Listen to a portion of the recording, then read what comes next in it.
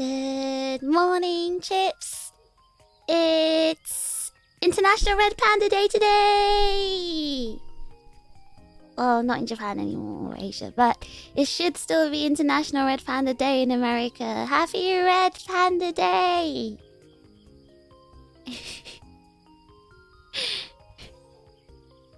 That's right, I'm a red panda today. So simple, thank you so much for the gifted membership. And Gion, I don't know if you're still here, but yesterday, or if you are here at all, yesterday you joined the memberships, the overclocked memberships. Thank you so much for joining, WGion. I transformed. I'm a red panda today.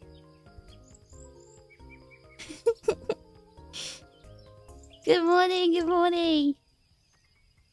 That's right, I'm a red panda. I'm a red fish. No, I'm a red panda today. To celebrate International Red Panda Day, I've transformed into a red panda. Look, can't you see? Can't you see? Look at my face. Look at my face. I look exactly like a red panda. Right?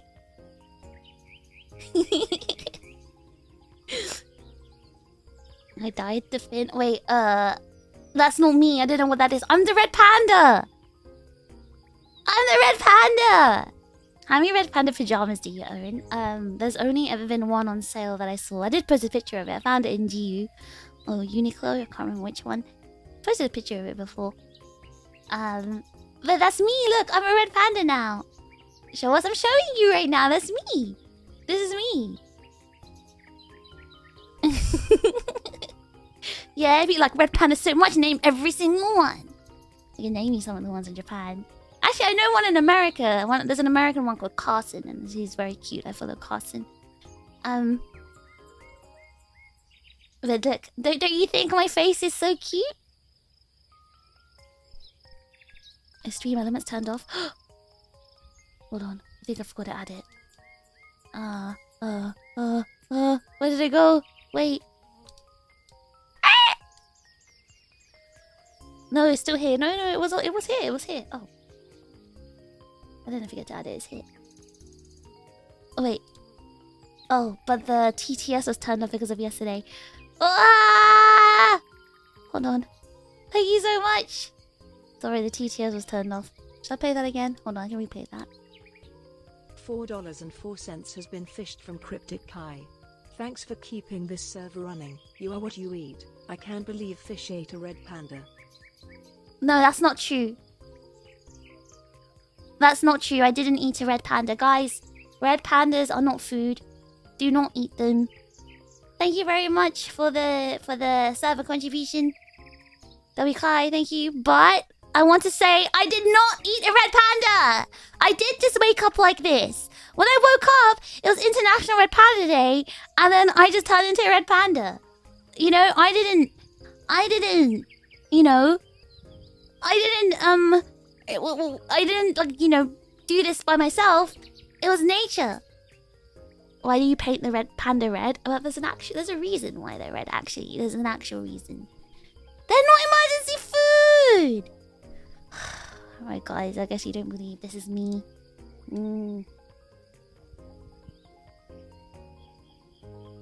Alright.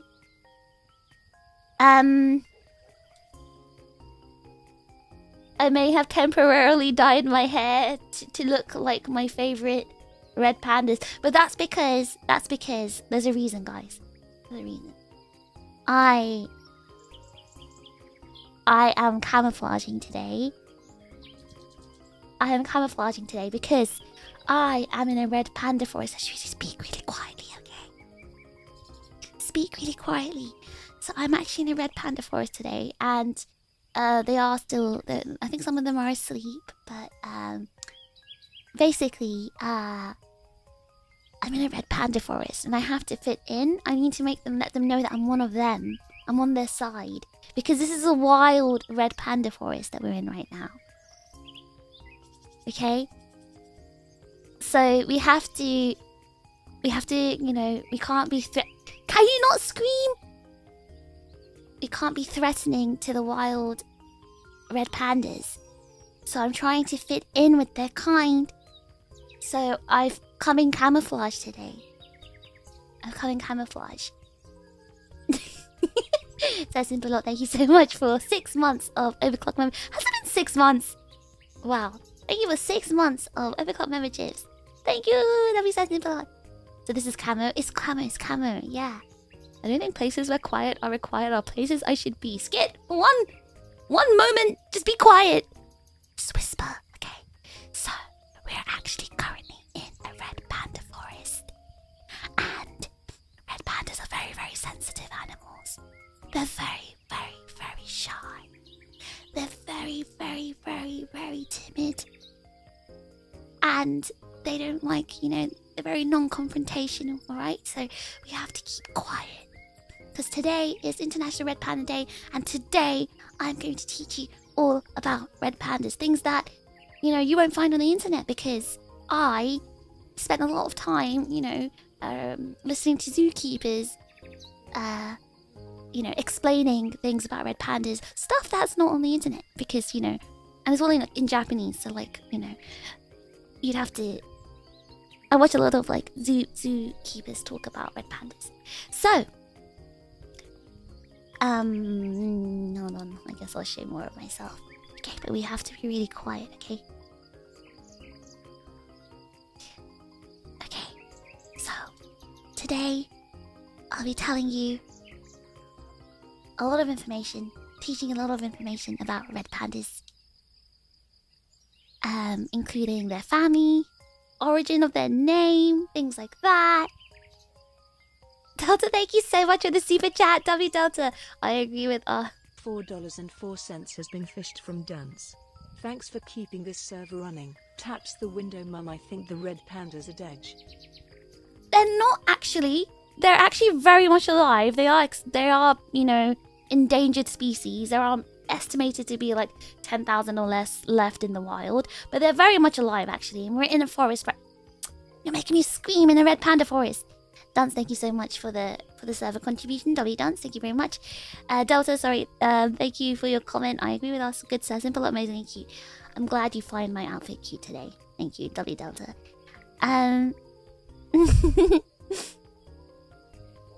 10,000 plus one, including fish. I only see the fake one. Look, I'm just trying to blend in with their kind. You want to backseat me? Red panda. Okay, you know what? You could try. You could try. If you want to teach the class, you can teach the class. Yeah, please don't. I will ban anyone who says Master Shifu, because I'm actually like, I hate that character so much. I hate the fact that they insist it's a red panda when it looks nothing like a red panda. It doesn't have the markings under the eyes. It doesn't even have the same ear shape. It doesn't have the same face shape. Like, it looks nothing like, you know, nothing like a red panda. And I find it really offensive. So anyone who mentions it, you're banned. That's the rule. Anyway, so, yes. Did you guys want to see my whole outfit then? I guess I'll show you a bit more. I'm wearing a red panda. I'm wearing a red panda jacket today. Yes, quietly.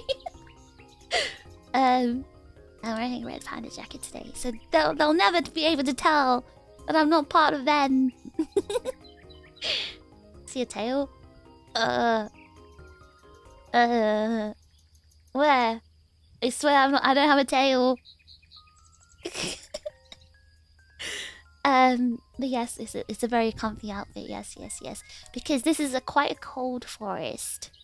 Quite a cold forest. I'm wearing a very fluffy outfit today because red pandas, they need cold environments to be comfortable. You trying to kidnap one in your pocket? No, it's just a plush. It's not a real one. It's a plush. $4.04 has been fished from Cryptic Kai. Thanks for keeping this server running. Green eyes, red hair, blonde highlights, a little bow. Wait, a Teali mean, AAA, W red panda fish. Thank you so much for the server contribution, Kai. That'd be Kai. This is my camouflage. Has been fished from Master Shifu. Thanks for keeping this server running. She is appropriating my culture, making a mockery of my people, and she dares to tell me that I am not a red panda. Thank you for whoever that was, but again, I don't want to. I don't think it's a red panda. I don't think it's a joke. I'm not find it funny, so I'm not gonna respond to the rest of that. Anyway, so you have 4 ears or replaced with 2. These aren't real ears. I'm not a red panda. I'm still me. I'm wearing a ear like headband. You can get these kinds of like merch in zoos in China, from zoos in China. Like you can get like red panda plushes, bags, headbands, and things like that. So red pandas are actually native to China and also the Himalayas. So they're a protected species actually in China. So that's why you'll find them the most in China. But yes, you can't gaslight my matter. What is this? Is it real? No, they're not real. They're not real. They're not real. They're not real. I swear. These are fake ears. But yes, fine. I guess I'll show you the rest. Are they terrible at self-preservation as regular pandas? That's a great question, actually, Taco. I'd like you to know that they're the only ones of their species from their family surviving to this very day, even though their family has dated over about 6 million years ago. The reason why they're the only survivor is because they're great at self-preservation. However, the problem is people are cutting forests down. So they're losing their habitat, and that's why they've become endangered. It's not because of natural threats, it's because of human threats. Because of the cutting of forests and deforestation, I mean, they're actually dying because of that. Because they're not allowed to be hunted or anything in China since they're protected, but they are in like other countries, like I guess Nepal and other places of the Himalayas stretch across. Those places, they're not protected, right? So some people do hunt them, but they're actually quite hard to hunt because of their evolutionary features, where they try to blend in, and they also like they live on the top of the trees, so it's quite hard to find them as well. So hunting them is kind of hard, but the main threat is deforestation. Yes. Hold on. Alright, here you go. This is the full outfit.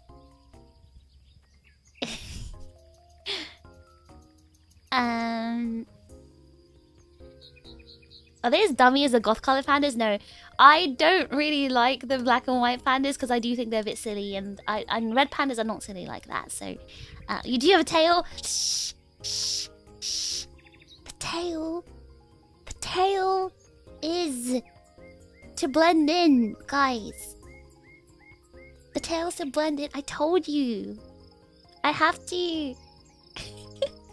I can't alert them that I'm here. I need to make them think that I'm one of them. Okay? Is the tail part of the jacket? It is. It's part of the jacket. Guys, the tail is part of the jacket. It is not part of my body. It is part of the jacket.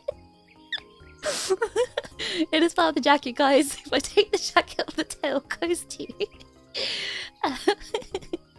Why are you keeping a baby red panda hostage in your pocket? It's just a plush. It's a plush. No feet. Why are you guys so obsessed with feet?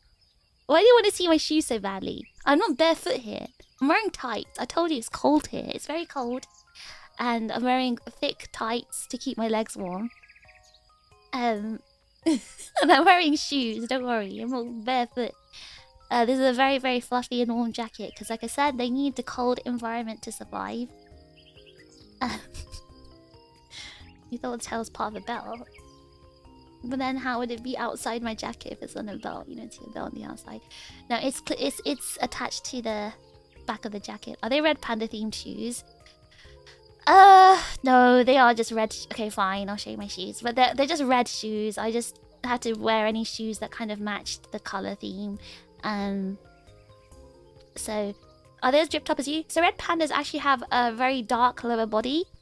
There's a reason for this, which I'll talk about. So the reason why I'm wearing like dark tights is because I'm trying to like look like them with the red upper body and dark brown lower body. The red, they don't actually have any red on their body, but they do like apples, so I've worn apple colored shoes, I guess. As you see, like I've replaced my hair clips. I don't have any I don't have my normal fish clips on, including Echo's not here today. Echo doesn't really like forests, so Echo wanted to be left at home. So I've replaced my Echo clip with an apple. I'm wearing an apple clip today. Are you out in the wilderness wearing those shoes? You're gonna trip and roll down the mountains. Oh no, I'm fine, don't worry. I'm completely fine. But yeah, this is my red panda. This is my red panda themed, you know, clothes. So it looks like I can blend in with them. You guys like it? Is it cool? Do you like this? Rate the fit. Rate the fit. I personally think I can blend in really well. I personally think, like, red pandas won't be able to tell. They'll know that I'm a good guy. And I particularly like the way that I dyed my hair today because I've made it look like the red panda markings under their eyes and like their face fur. I tried to match.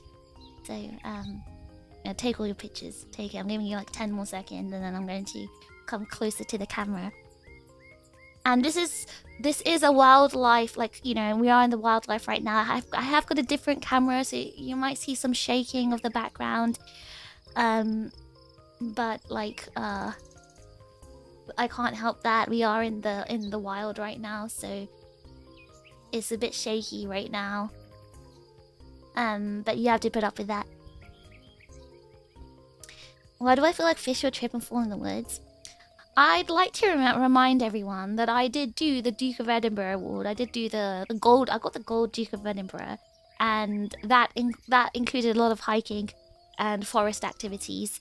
And I want to remind you guys that I was a police cadet, which also included for some reason, I don't know why. I guess no, I did the Duke of Edinburgh as part of police cadets as well. So, I want you guys to remember that I do have a Duke of Edinburgh gold. So I'm not, you know, unfamiliar with the forest.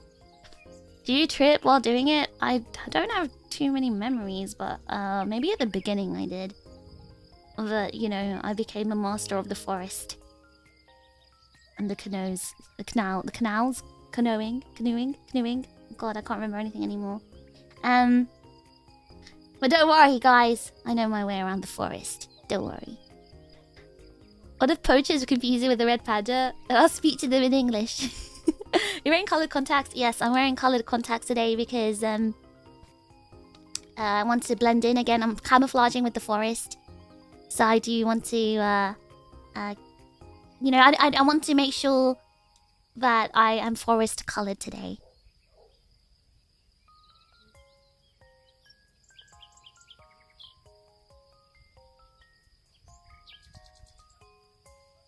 Alright, hold on. Before I continue, I want to show you some pictures, and I want to start some of my explanations. I need to pull up. So I do have some photos I wanted to show you. Hang on.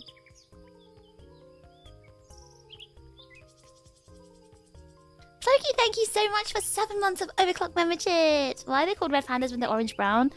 Just shaking my head. People would be colorblind. Well, the same for red foxes and red squirrels, right? They're not called brown or... They should be called ginger. You know what? They should be called ginger. Okay, right. So, I would like to start by telling you about red pandas. So, why are they called red pandas? It's a great question from Floki. Where did the name red panda come from? So, the scientific name is called Ailurus fulgens. And to explain what this name means, Ailurus means cat in Greek, and fulgens means shining in Latin. So they're basically, the name is shiny cat. the scientific name is actually shiny cat. And you know, in English their name is panda, right? Or red panda. They're called in Japanese lesser panda, but in English they're called red panda. And they were first like described by discoverers or like in books in the 1800s, and that was about 50 years before the black and white giant panda. And they were described as the original panda, so they weren't called red panda, they were just called panda back then. And in English they were called panda. And panda, the word panda actually comes from Nepalese. And because the word in Nepalese is ponya, because I told you they were discovered originally in the Himalayas, right? Or they were living in the Himalayas. So they were discovered in like, because they're native to the Himalayas and southwest China. I think they were discovered around Nepal, and they called it ponya, which is a word in Nepalese which means like a bamboo eater. So English people took that as panda. So that's how they got their name, panda. However, about 50 years later, the black and white panda was discovered. So red pandas got renamed to red panda. Pandas are bears, so are they bears? No, so while red pandas look very bear-like, they are not related to bears at all. They're not cats or raccoons or bears, but they do actually share ancestors with musceloids, and musceloids are like weasels, skunks, and raccoons. $13.37 has been fished from UA. Thanks for keeping this server running. Cute Tanuki cosplay.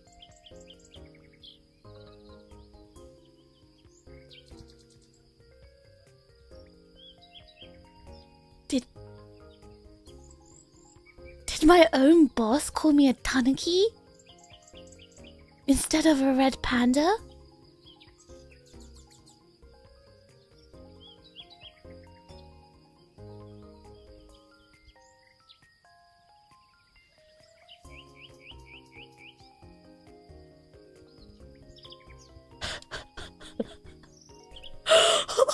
Oh my god! Did I just get called a tanuki? Oh my... $13.37 has been fished from Cryptic Kai. Thanks for keeping this server running. Double or nothing for the big boss man. No, that's crazy. That's actually crazy. There is no way. There's actually no way I got called a tanuki in a red panda stream, which literally says Happy International Red Panda Day. Tanuki udon oishii.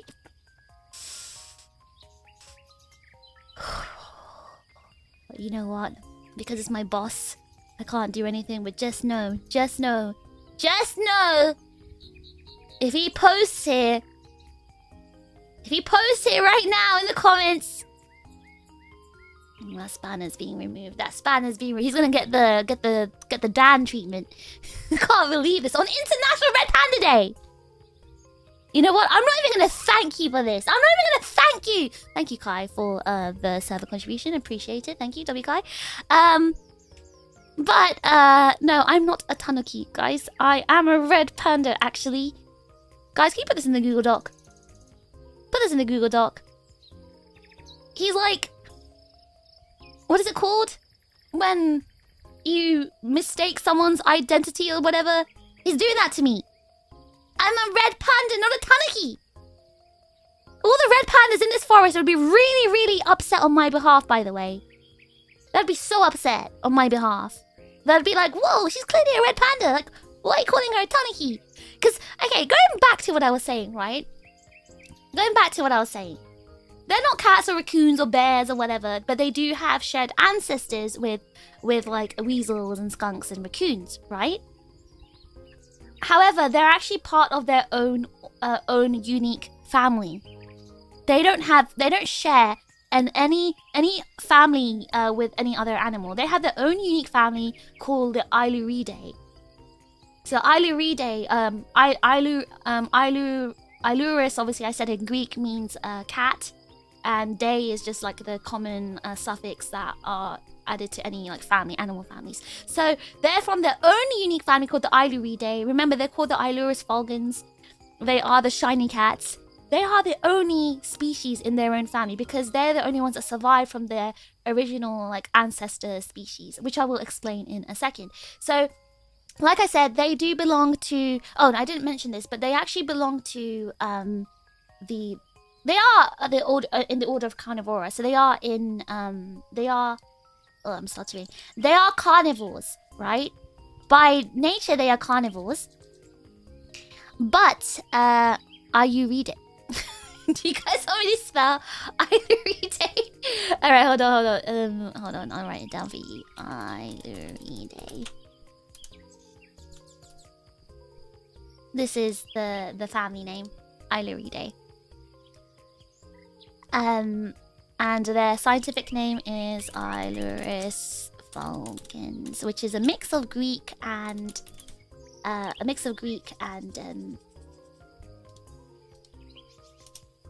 Latin. There we go. So the family is called Iluridae. Their actual scientific name is called Iluris fulgens. Too many letters. It's okay. Call the red pandas. It's okay. So they actually belong to their family, obviously Iluridae, but their closest relatives, as I said, were the weasels, raccoons, and skunks.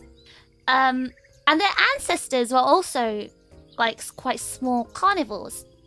Or actually, they're omnivorous carnivores. They were carnivores by biological order, but they actually didn't really eat meat that much.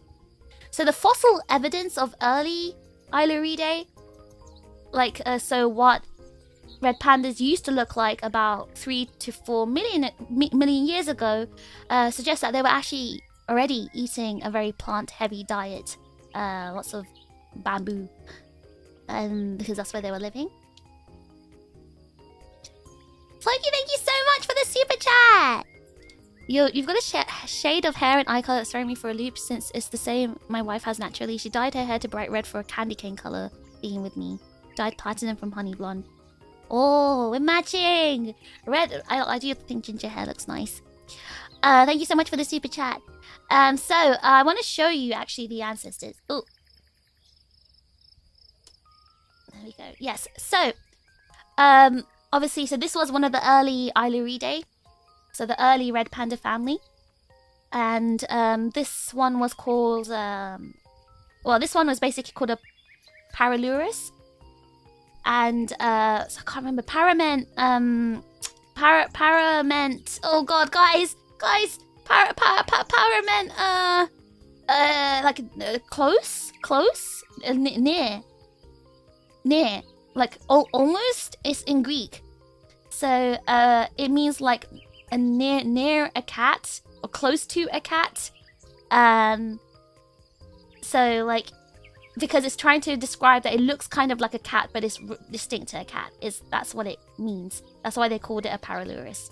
So, because remember, Ilurus means cat, right? So, this is what they used to look like, and you can see the size, like close to a human.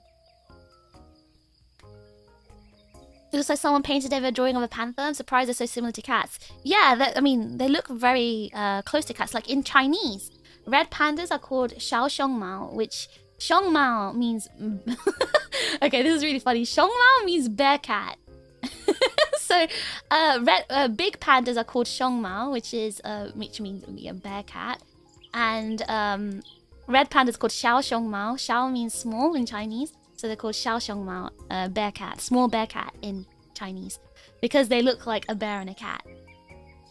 So this is what they used to look like. They're pretty big, much bigger than cats, and you can see their bodies look like they were made for hunting, and they look quite similar to cheetahs as well with their tear tracks. And then this is how they changed. The size comparison. You can see. Those are red pandas 3-4 million years ago. From their fossils, this is what we were able to see. And these are today's red pandas. They're much smaller, much rounder, much cuter, much fluffier tails, and much smaller and cuter faces, like with a short snout. Very, very, very, very cute. Isn't it cute, guys? The color changed a lot as well. Yeah, it did. You can see their fur became very bright, like red, orange colored, very, very cute. So this is how they evolved. Now I'm gonna move this a bit. I'm gonna move it up here.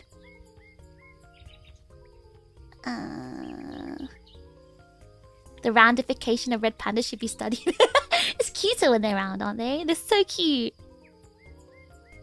There were legitimate orders of predatory mammals commonly called bear cats by paleontologists now. Oh, really? That's cute, because yeah, in Chinese they call it a bear cat. Hold on. You think they should have evolved to become even longer? Ooh. No, I like them looking like this.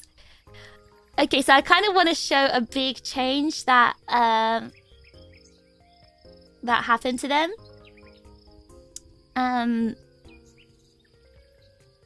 So you can see here.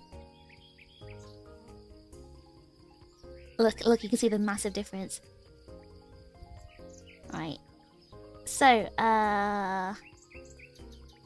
on the left you can see the Paralurus, which that's a scientific name. So they're actually called Bristol's panda. They weren't called red panda back then. So that type was called Bristol's panda. I don't know why it was called Bristol's panda. I have not researched that much, but they were called Bristol's panda. So the Bristol's panda, which is like the earliest known species of red panda or type of red panda before they evolved into their current red panda form. I don't think they were in Bristol, no. I don't know what Bristol refers to. They were a bit different, as you can see. Maybe I can make it bigger. Hold on. I'll try to make it a little bit bigger. They did not come from Bristol!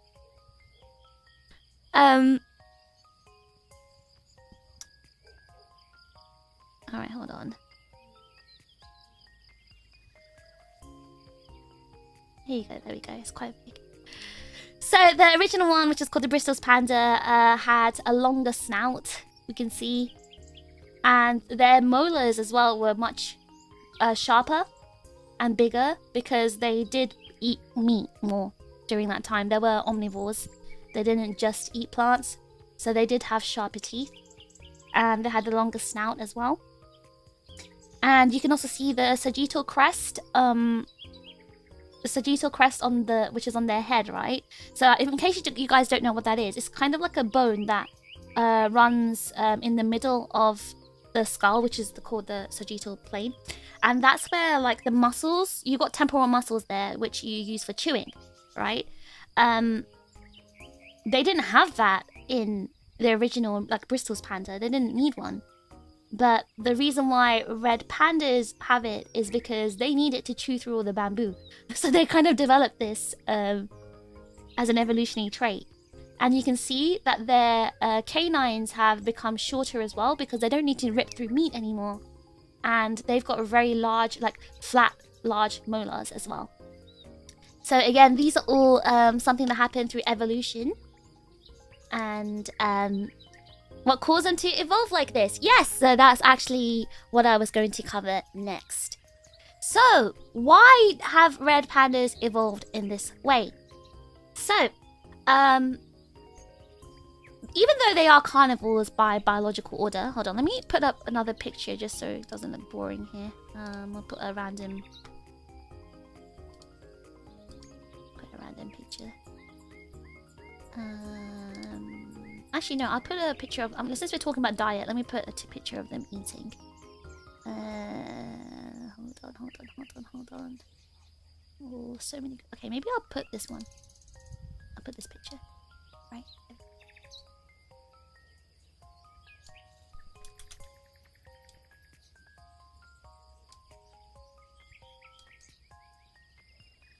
Okay, here we are. So...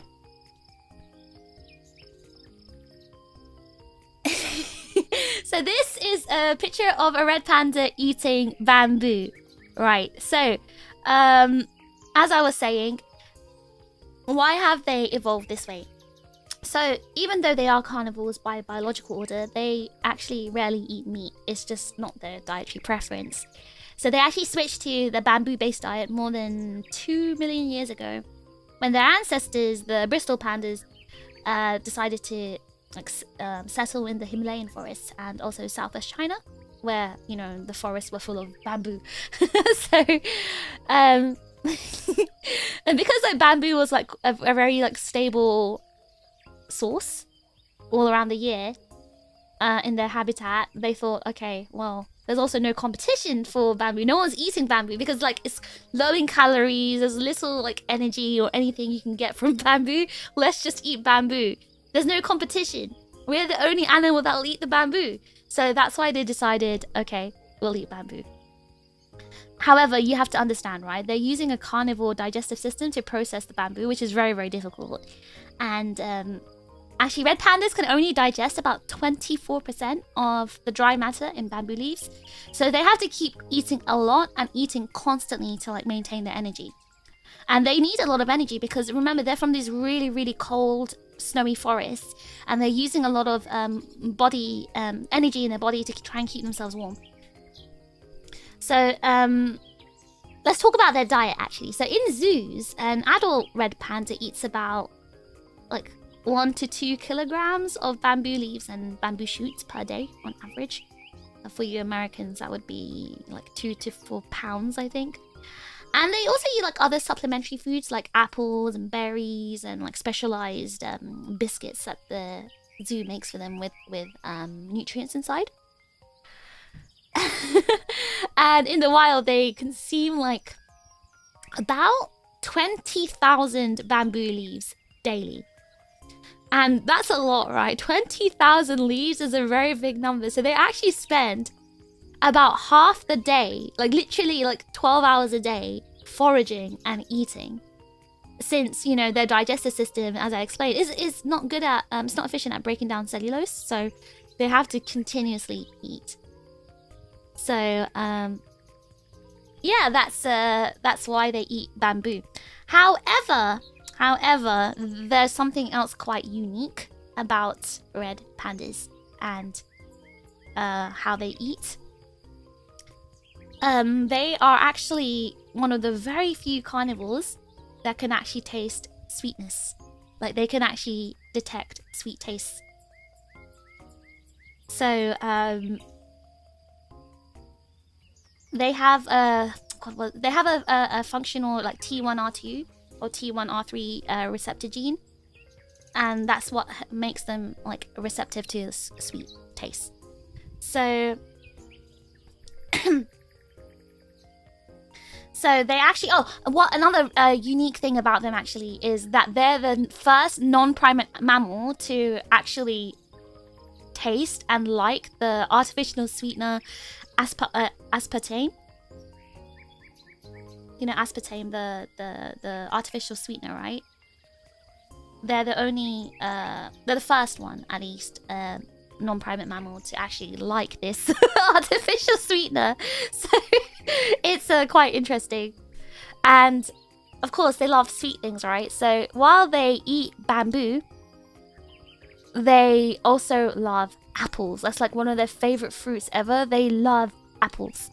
Like, they will start drooling, they start salivating, their eyes grow wide and shiny. Every time they see an apple, like, it takes over their entire brain and behavior. They're like, oh my god, apples, And they start, like, drooling.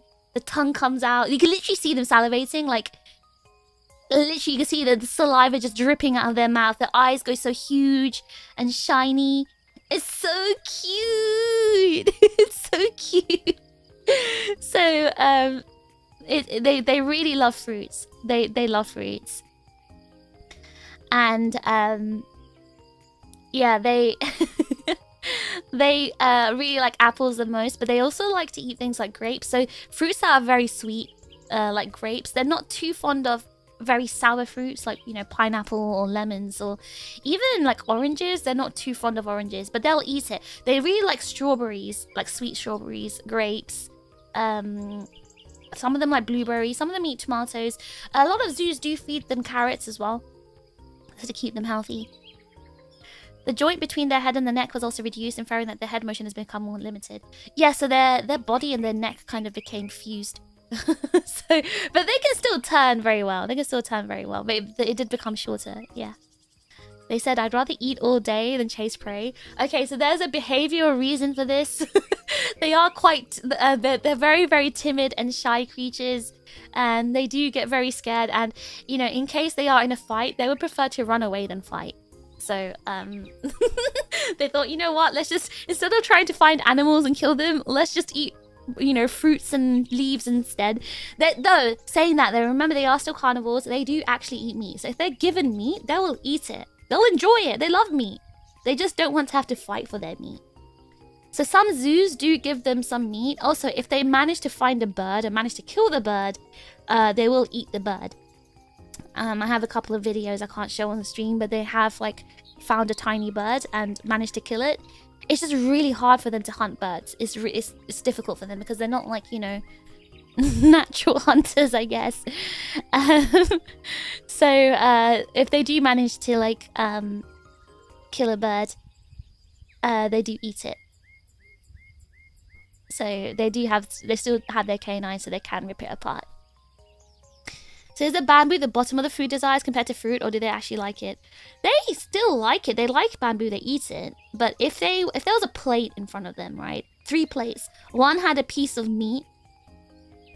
One had a piece of apple, and one was just like bamboo leaves. They'd go for the apple first, and then they'd go for the meat, and then they'd go for bamboo last. I don't imagine red pandas are very fast on the pounce.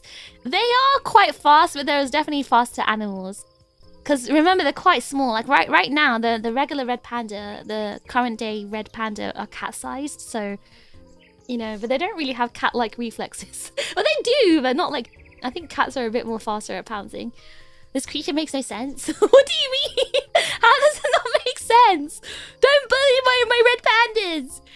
They multi bamboo, but bamboo at the end is hard to digest and such. Yeah, okay, fine. That doesn't really make sense. But remember, my main reason. Bamboo was available all year round. Because remember, in these cold forests like the Himalayas, nothing else can grow because of the climate. They can't. It's very rare for them to find like small berries and things, and when they did, it was like a treat. It's like finding chocolate in, you know, middle of a forest. So when they did find berries and fruits, they would eat it, but it's mostly bamboo that was able to survive in these cold climates, so they had to eat bamboo, otherwise they were gonna die. So that's why they changed their diet to eat bamboo. But yeah, look, it's so cute. They're drooling over the apples. They really, really, really love apples. Like, apples are their most favorite food. Look at his shiny eyes. Look, he's like, apple. I can't wait to eat the apple. Yummy.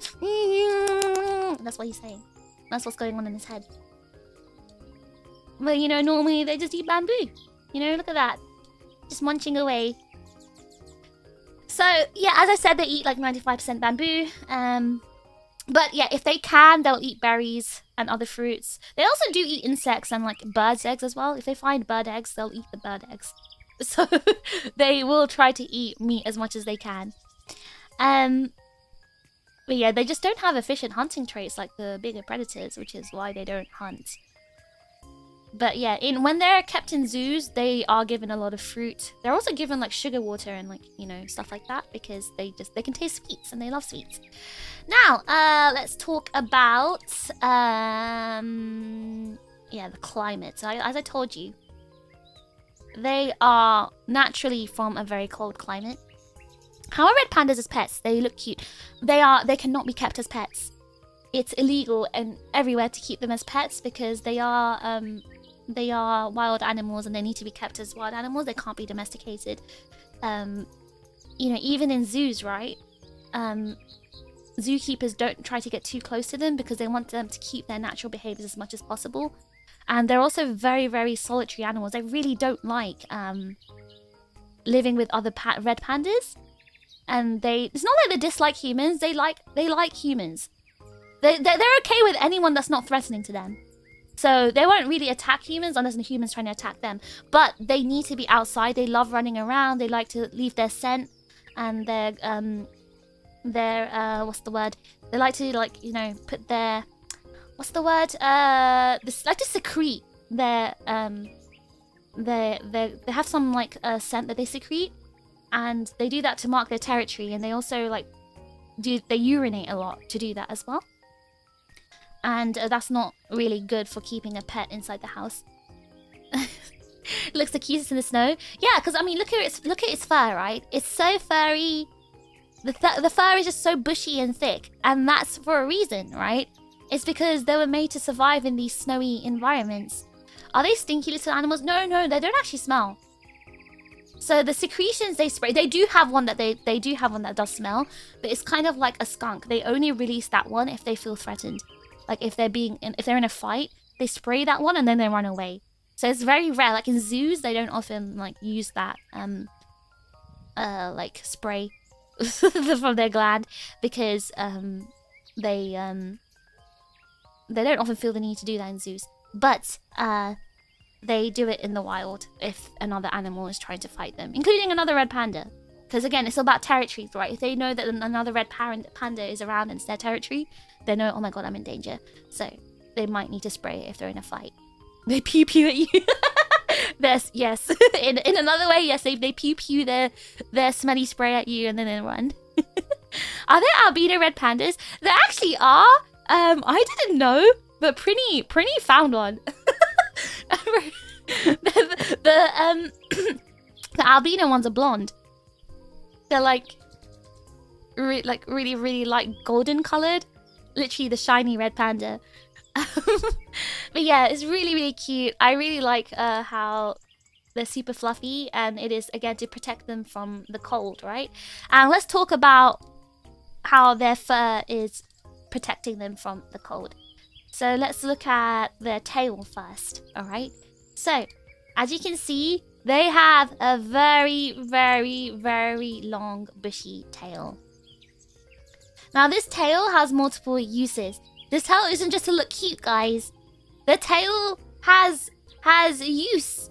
So the tail can be up to about 50 centimeters long. It can be as long as their body. Their tail is like another limb, because their bodies are about 40 to 50 centimeters long. And yeah, their tails are about the same length. So they have a super long tail. And you know, this tail looks really fat and thick and bushy, right? So you're probably thinking, oh my god, this must be one meaty tail. No, if you grab that tail, it's all fur. Their tail bone is very thin. It's kind of like, I don't know, a rat tail. So if you shaved all that off, it would be like a tiny rat tail. It would be a really skinny rat tail. It's literally just fur. Oh, it's just fur. So they have this really bushy tail, and they use it for a lot of stuff. One of the main things they use it is for balance. So they're actually very adept climbers. They love climbing trees. They're very good at climbing trees. So hold on, I will show you another. I don't think I have another picture for this, but yes. So yeah, inside there's about 19 vertebrae. So the little bones. There's about 19 of those, just like cats actually, and that's what makes it so flexible, the tail. And they also have a very thick muscle at the base of the tail. Like you can see where the body ends and the tail begins. Can you see that little lump? That's actually their muscle, a huge base muscle, and it's very strong. So you can actually pick up a red panda by its tail, and it will demobilize them, but it won't actually hurt them because they have such a strong muscle there. Do you like plushies? I have so many plushies. We can't talk about it. I have so many. I actually have quite a few red panda ones as well. I have a life-size, 2 life-size ones that Kai actually got me from the Birmingham Zoo. The more to the collection. But yes, they do they use the tail as a pillow? Yes. So they use it for climbing, because their muscles actually give them a lot of control. So they can like twist and balance and like shift their weight while climbing using their tail. So the muscular structure of their tail is very similar to like cats and squirrels. So they can actually make a lot of adjustments while they're moving. Because cats are also really good at climbing trees, right? They're just not good at getting down, but they're good at climbing up. So yeah, even though their tails aren't like monkeys' tails where they can like, you know, grab and hold things with it, they can still actually use it to like balance themselves. So they can walk across very, very thin branches, or they can like leap between trees because of this tail. So it like stabilizes them. Even if they're like climbing head down, because they do climb head down when they climb down trees or whatever, their tail is what stabilizes them. Now, yes, the other function of the tail. Jajan! It's so cute! Guys, they use it as a pillow and a blanket. So like when it's really cold and snowing, they wrap it around their body for warmth. It's so cute. So, because again, like they've got really strong muscles, they can twist their tails to like literally wrap around their entire body. So look at it, so cute. And they like to sleep on their tails, so they actually do use it as a blanket and also a pillow. Yeah, it's yawning, but they do sleep on it. So they curl up in a little ball and then they use their tail as a pillow and a blanket. So that's the reason why it's so thick as well, is because they need their tail to keep them warm. And you're probably wondering, why are there so many rings on their tail? Like, why do they have rings? I guess one of the reasons why people think they have rings on the tail is to break up like the tail outline. Because you know these forests are usually with dappled light, right? Because it'll break up the outline of their tail, so it makes them harder for them to spot. It makes them harder to spot from the predators down below. So that's why the coloring is like that. And just another tail again. Yeah, the rings. Sorry, I was supposed to show this one when I was talking about the rings. But yeah, the reason why it's thought that they have so many rings on their tails is, yeah, for camouflage purposes. Because it'll break up the light. So normally, they should have, like, darker rings, which... there's two types of red pandas, but I'll get into that later. But the ones that have, like, the darker rings are supposed to kind of break up the light from the sun. So they're harder to detect. Look how fluffy they are. It's so cute. You love how he's passed out. They just sploot. They just sploot and sleep. It's also why they're dark on the belly. Yes, exactly. So let's talk about their dark belly. Let's talk about their dark belly. Wait, no, sorry, wrong picture. Sorry, this one. Okay, so sorry, wrong pictures. I spoiled it. Okay, so have a look at their tummies and their underside. You can see it's completely dark. They don't have a man standing. Guys, it's not a human in there, okay? Look at his little feet. Look at his tiny feet. The tiny feet. Oh my gosh, it's so cute. So, his tiny feet are lifting up. But yes, so you know their fur is kind of like a rusty red on the back, and that's because they use their red fur as camouflage. So, you know, on the top of the forest canopy, it's usually about quite mossy and it's kind of reddish, especially when the sun shines. So, they actually use that red color to camouflage. That's why they're like rusty red colored.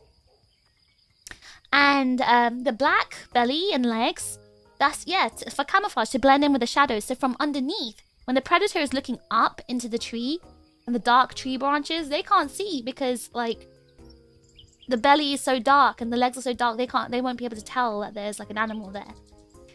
So that's why they have such a dark underbelly.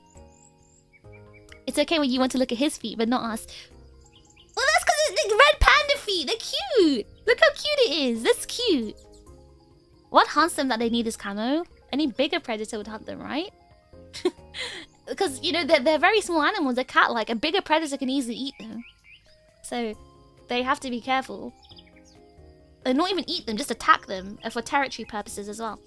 So, but look how cute they are. And I just... Okay, this is a random thing. I do want to... It's not a fact about a red panda. It's just what I find cute. Look at that little white spot under their chin. Why do they have a white soul patch? That's what I wanted to bring up. I don't know, but like most red pandas have this little white spot under their chin and it's so cute. I don't know why, but I find it so cute. It's just so adorable. I don't know what it is. But basically, it's just so adorable. I love it. They're so cute. I love it. I just want to poke it. I just want to give it a little kiss. So cute. The coloration allowed them to outlive the other members of the family. Exactly. So their adaptation with the whole like fur color actually worked out for them. Could it be heart-shaped? There is a panda that has a heart-shaped one. I might have a picture of it today. But yes, they actually survived this long because of their, you know, adaptations in their fur color. So, yeah, exactly. Right, so that's their tummy. What else? Oh, the face. I want to talk about the face markings. Do I not have a picture of that one? Maybe I can... Okay, let's go back to this picture. So, if you have a look at the face, right, you're thinking, why does it have this white part? Why does it have these really dark, like, tear tracks? So the face is supposed to be, like, obviously their regular color, reddish orange. But then you can see it gets, like, white in the middle. And then you can see, like, darker tear tracks coming underneath the eye. So, like, why do they have those? So it's kind of like, it's thought to, like, the reason they have this is to reduce, like, glare from the sunlight. Like cheetahs, they have the same thing for the same reason. Is to reduce like glare from sunlight, and which makes sense, right? Because they naturally live on top of the trees, so they kind of are in the face of the sun, so they need to you know, protect their eyesight.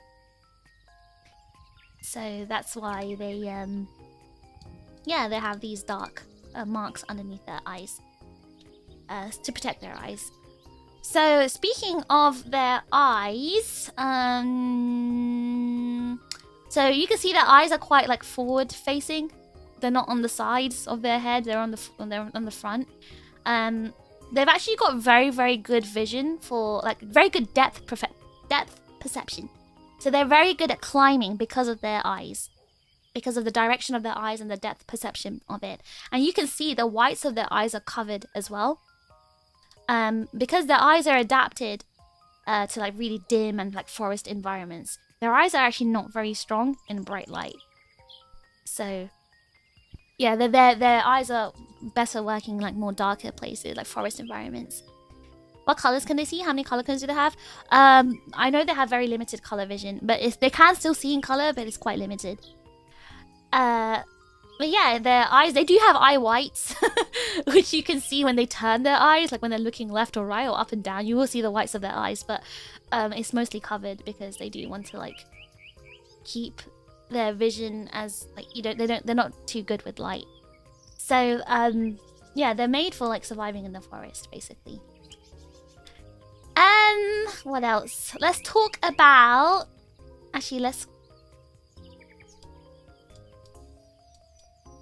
yeah, let's keep looking at this picture. I want to show their ears. Look how cute their ears are. Guys, look how cute. It's all white and fluffy. And it's super, super, super like thick fluff on their ears.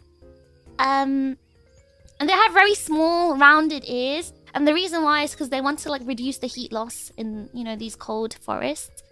And their ears are actually covered entirely in fur, inside and outside. Like, it's completely covered in fur for the warmth.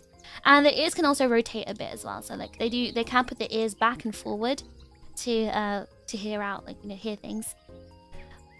Educational stream. Yes, I'm teaching you guys about red pandas today on International Red Panda Day. Sorry, I am being a nerd today. But this is my special interest, guys. I've gathered all this information from like, you know, over a year of red panda research. Okay, so that's their ears. They have incredibly fluffy ears. What else did I want to talk about? Let me talk about their tongue. Yeah, I want to talk about their tongue because they have a very, very interesting tongue. So let's find a picture of their tongue.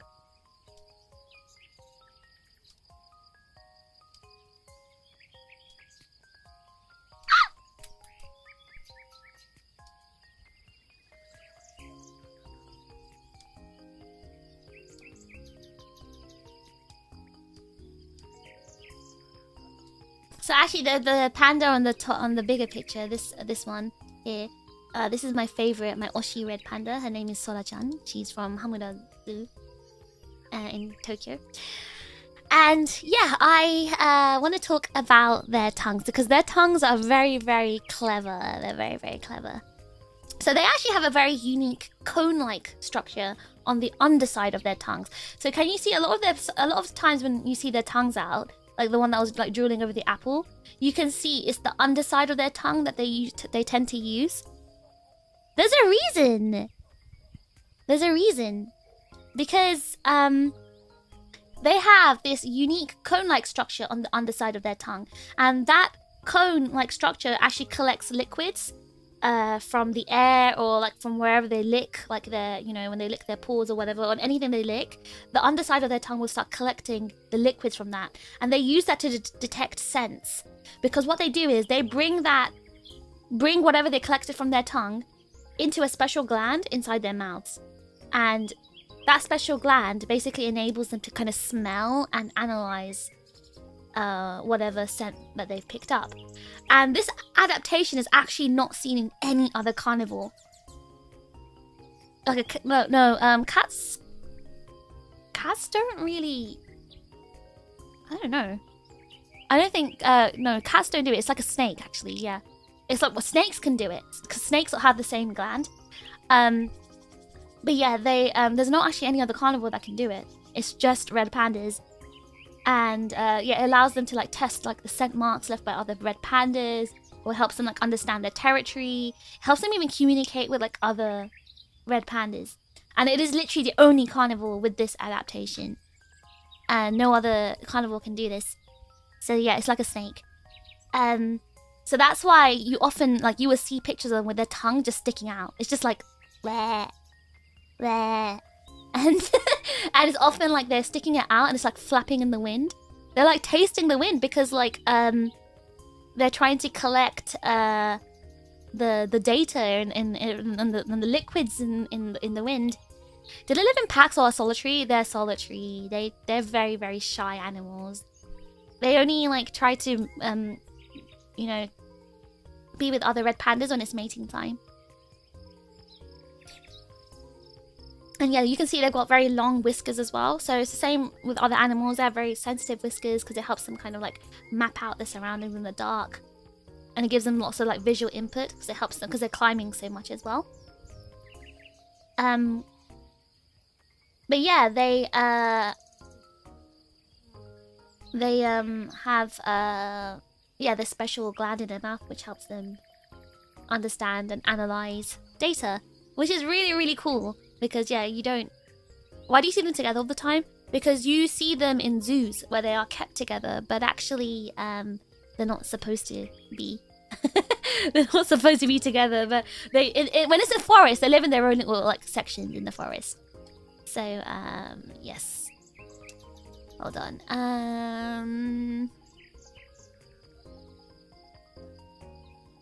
Let's see, what else did I want to talk about? I wanted to talk about the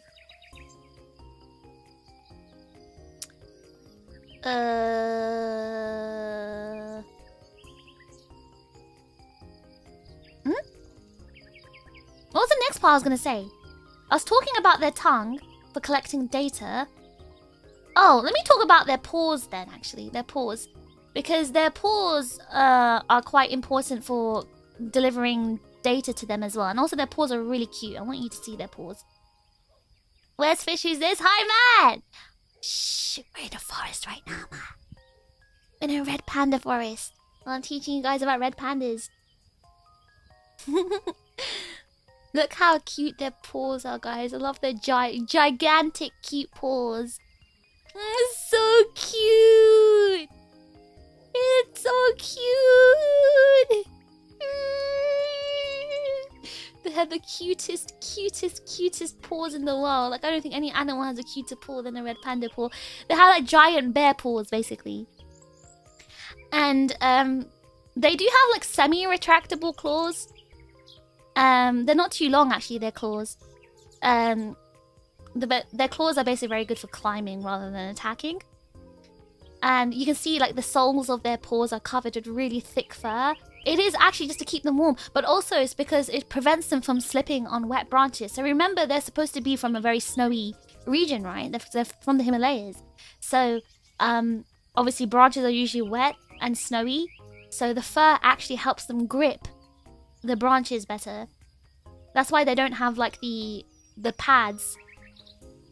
So the pads are actually covered in fur. They do have the pads, but they're covered in fur. Also, one thing that I really, really want to point out is they can actually rotate their ankles.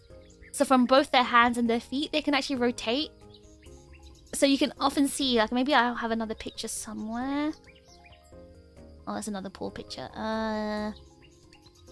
Okay, here, this one. So, you can see here.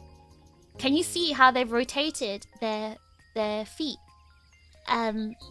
They can do that because they have, like, their ankles are very, very, what's the word? Flexible.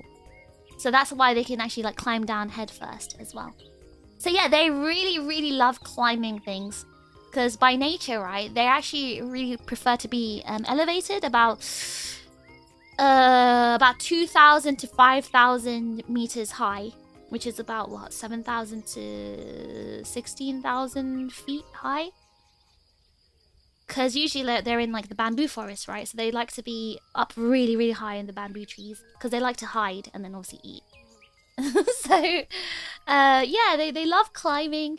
They love climbing. They love being in high up places. So they're really miserable in the zoos that don't have, like, much elevation for them. Big feet prevent them from sinking in the snow. Yes, exactly. So their large paws have obviously large surface areas, right? So they don't, like, sink in deeply in the snow. The panda's looking like a totem. It's so cute! Look how cute he is! So cute! And look how cute their claws are as well. And I love how their paws look like fingers. Like, you can actually see, like, the definition between each finger part of their paw. Oh my god, they're so cute. And you can see how, like, the pupils have, like, the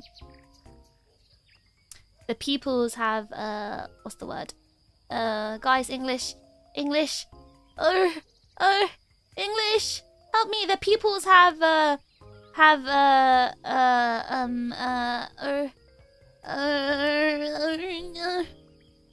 constricted, yeah. So their pupils have constricted as much as possible in the light. But, like, actually, again, they're not too good with light. So their retina actually has, like, a higher ratio of, like, rods to cones, because rods are good for like, low light vision, and cones are what handles, like, the color, right? So again, they have more rods than cones, which means that they can see very well in dim lighting, but yeah, they have very limited color vision, kind of like cats. So they can see, like, blues and greens very well because of, you know, forest lights, but, like, the reds are a bit, you know, kind of grayish, I guess. So and also they are nocturnal, so yeah, they are made to kind of be awake during the night. So yeah, look how cute and fluffy the ears are, guys. Guys, look how cute they are. Oh my god, do you understand why I fell in love with them? Look how cute the feet are. Look at the tail. Oh, so cute. Oh, I think they're the cutest animals in the world. They just look like Pokemon. They can't see their own redness. No, they can't see how red they are. That's so sad. But yes. Oh, look, it's kind of like blending in with the forest I'm in. Look. My teacher is getting distracted by cuteness. Me? Am I your teacher? But yeah, they're very, very, very adept climbers because of the reasons I mentioned before. I want to talk about their... Oh, I talked about their teeth earlier, but I want to show you how cute their teeth... Wait, hold on. I want to show you this paw picture as well. I showed you this paw picture. I want to show you this paw picture. Look how cute they are. Look, guys. Look. Look how cute. I just want to sniff their paws. I just want to kiss their paws. I just want to, like, hold their paws and shake it. Like, oh, they're so cute. They're so cute. I just want to grab as well. I just want to shake it. I just want to grab it and give it a little paw shake. And give it a little kiss on the top of the paw. You know, like milady? That's what I want to do. I bet their paws stink like apples. Stinky apple paws. That's what they have, guys. Stinky apple paws. They're very cute paws. Okay, I want to show you their teeth. The teeth. Alright. Look how cute their teeth. Look at the cute teeth, guys. Look how tiny they are. Look how small they are. The small, tiny teeth. Look how they're literally so tiny. Like, so baby-sized. Like, look. So small. Other than the fags, yeah. Other than the canines. Look how tiny the teeth in between are. That's so small. That's so cute. Oh, those babu teeth. Babu teeth. Look, oh my god, that's so cute. Little nubs. Yeah, I just want to touch the teeth. The insides are so tiny. Yeah, because again, they don't really eat meat anymore. They don't need it to tear apart like meat or anything. Look how cute. Oh, they're so cute. I just want to boot their nose. Look at the cute ear fluff as well, by the way. The little fluffy bits coming out of the edge. Oh my god, so cute. So cute. So cute. So cute. Oh my god, they're the cutest animals in the world. There's no other cutest animal. There's no other cutest animal in the world. I know it's a big claim to make. I know you guys probably think your cat or your dog is the cutest animal in the world, but like I think red pandas are. I think red pandas are the cutest. Sorry guys, I got a bit too I lost my professionalism there. Anyway, so if they live at the top of the trees, they mainly eat birds. They don't really have the energy, or like, well, they don't really have it. I guess they try to conserve the energy a lot, and they're also not very efficient at hunting, so they don't usually get to kill a bird. Birds usually fly away before they can hunt them. But they do find birds' nests and birds' eggs, so they eat those. If they were given a bird, or if the bird was easy to kill, then they'll kill it and eat it. But it's just like, you know, they find it quite difficult. And they're not very adept hunters. And now what everyone wants to see, what everyone was excited to see. Standing! Red pandas like to stand. And why do they like to stand? Because they know they're small. They know they're tiny. And let's talk about the nature of a red panda. Like, what are they like? What is their behavior, their natural temperament? Why are they the way they are? Actually, I can't explain to you why they are the way they are, but you might think they're stupid creatures, but actually, they're not stupid. They're just, I wouldn't say they're lazy either. They're just very, very scared and timid. Alright, so they have a very, very shy and solitary nature. They're incredibly shy. They're very scared of like everything. They're very timid, but they're also very gentle. I wouldn't say they're cowardly. They're just very timid. They just have a very shy and timid nature. They're just very worried. I'm constantly stressed and worried. Well, not stressed and worried. They're just very shy. They're just very shy, gentle, and solitary. So they don't actually make a lot of sounds unless they need to make sounds. They don't talk a lot. And again, they're solitary, right? They like to be alone. And they're also very, very gentle. Like, they won't attack you. If you go to one, they're not going to attack you. They just, they'll maybe curiously, they'll stay away from you because they're scared. But if they know you're a safe person, for example, like zookeepers, they will like bond with you and they will play with you and stuff. But they're not really aggressive.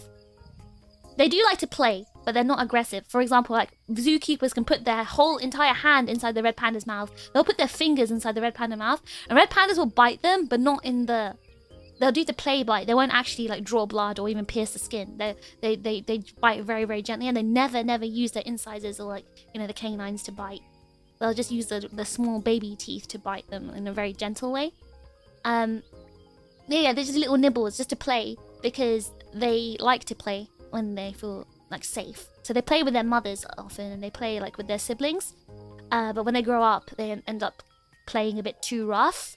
And they actually do end up like hurting the other red pandas, so that's why they have to be solitary. But yeah, they do usually avoid conflict.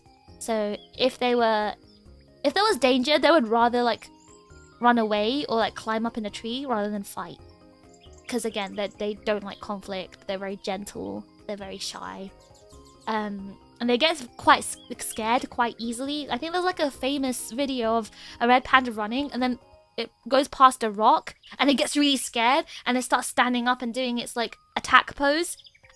Yeah, because like it got scared. So yeah, they stand on their hind legs like this for two reasons. Number one, it's just for better vision, because obviously it helps them see better. So here you can see it's standing, but it's not threatened. Who put that rock there? Literally the video was like that. It was like, whoa, there's a rock. Who put that rock there? And there's another really cute video of a baby red panda eating, and a zookeeper walks past, but he kind of like, there was an incline and he stepped down with his big boot. Like, it was just, the baby one was inside, and then the zookeeper was outside, but it was like a big step. And then the baby one literally was so scared, it squealed and it rolled over on its back. And it was, started crying. It started crying. It got so scared. Oh my god, they're so cute. They're so cute. They're so cute. They're so cute. But yes, you can. But here they stand for two reasons, like I said. One reason is just to give them better vision. Like you can see here, it's standing just to have a better vision and looking over. It's just looking over at whatever's going on the other side. But they do also have another standing pose where they feel threatened and they want to make themselves look bigger so they can look more threatening. I know they don't look threatening, guys, but when they see a predator, they want to look like they're tall and scary and threatening. So they put their arms up above their head, like grrr, you know, like the angry bear pose. They do the angry bear pose when they're trying to look scary and threatening. And then they'll try to pounce, but they won't actually ever pounce. Like they pounce, but they don't actually like pounce on whatever the thing that's scaring them is. They pounce near it, but they don't actually touch it. Because they're too scared to fight. So they'll pretend to pounce, but they're actually trying to just scare whatever it is away. They don't actually want to fight. I see them attack shoes a lot. Okay, so when they're pouncing on like the zookeeper's shoes, they're just playing. They're not actually threatened. They're just, and the reason why they actually pounce on the shoe is because they know the shoe's a shoe, and they know it's the zookeeper, and they know that it's not going to attack them. So they're just playing. But when they're actually faced with real threats, they don't actually attack. They just pounce near the threat to try and make the threat back away. But yeah, maybe it'll work for like birds and things, but it won't work for like, you know, a bigger predator will just like one swipe will probably kill the red panda. So like, yeah, they're not very effective or efficient at like fighting the predators, but they try their best. Man is terrified out of his mind, and you say he's cute. That video, okay, I'll find the video today. Hopefully I can find it, but yeah, it's so cute. Like the red panda is just eating its food, going munch, munch, munch, and then the zookeeper just stares. You just see a big foot coming down, and it's like, and starts like it starts falling back on its back and like scrambling, and it's like crying. It's so cute. Oh my gosh. Speaking of, if I miss this part, what predators do they have? I don't have a specific predator to tell you, but it's any like bigger animal that will attack a smaller animal. Because these are house cat sized animals, right? So any bigger animal they may come across in the wild is a predator. Because often humans don't often attack them. Sometimes they are poached for their fur, but like they're a protected species, at least in China. So it doesn't happen in China, but it might happen in like parts of like India and Nepal that have like the Himalayas, because they're not protected there. Some hunters don't care, obviously. So but yeah, they're really, really cute. So they don't have a predator that specifically hunts them? No. I mean, that's how they've managed to survive for so long, because they've just stayed on top of the trees, hiding from every single predator. Me, I'm the main predator of red pandas. Are you, Drake? Are you? I really don't know what bigger animals are indigenous to their natural habitats. Yeah, I mean, it's quite hard to survive in the Himalayas, right? Because of the cold. The biggest fish smothering them with hugs. I wish. But yeah, what kind of monster would hunt a red panda? What kind of monster would want to wear a red panda? Well, because of the color of their fur, right? The color of their fur makes them like quite popular for hunting because people want their beautiful, bright red fur. Gotta love them. I'm a mind my own business survival strat. Right? That's literally what they do, though. They're just minding their own business. They're just trying to, you know, go about their day, survive, eat some bamboo. They want survival by staying home. Like, actually, yes. They actually did. They actually did. So, hold on, I'll stand a little bit further away. So, yeah, so this is them standing. Another one. Look how cute they are! Look how cute! They just look like humans and they stand. Look. This is one that's in a zoo. But yeah, look how cute! Look at their feet! He looks so disappointed. Yeah, I don't know what he's looking at, but he's looking at something.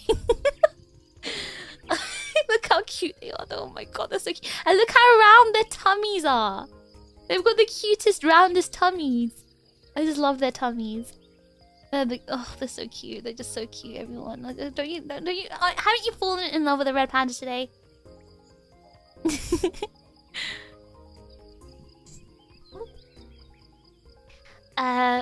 Long and lengthy, like the fishy. Oh yeah, I'm very tall, just like a red panda. The big tail gave him the counterbalance. Exactly. You can see you can see like specifically. 37 cents has been fished from Matthew. Thanks for keeping this server running. Fish cute. Not me, not me. The red panda. You meant the red panda's cute, right, Matt? That's what you meant, right? That's what you meant, right? Right? Right, Matt? Thank you, Matt. Thank you so much for the server contribution, W, Matt. I think what Matt meant was red pandas are so cute. That's a human? No, it's not a human, I swear. There's no human inside. They're not wearing like a zip-up suit. It's an actual red panda. Empty fridge kind of look. That is actually how I look when I open the fridge. Maybe not loved, perhaps fascinated how they managed to make it to today.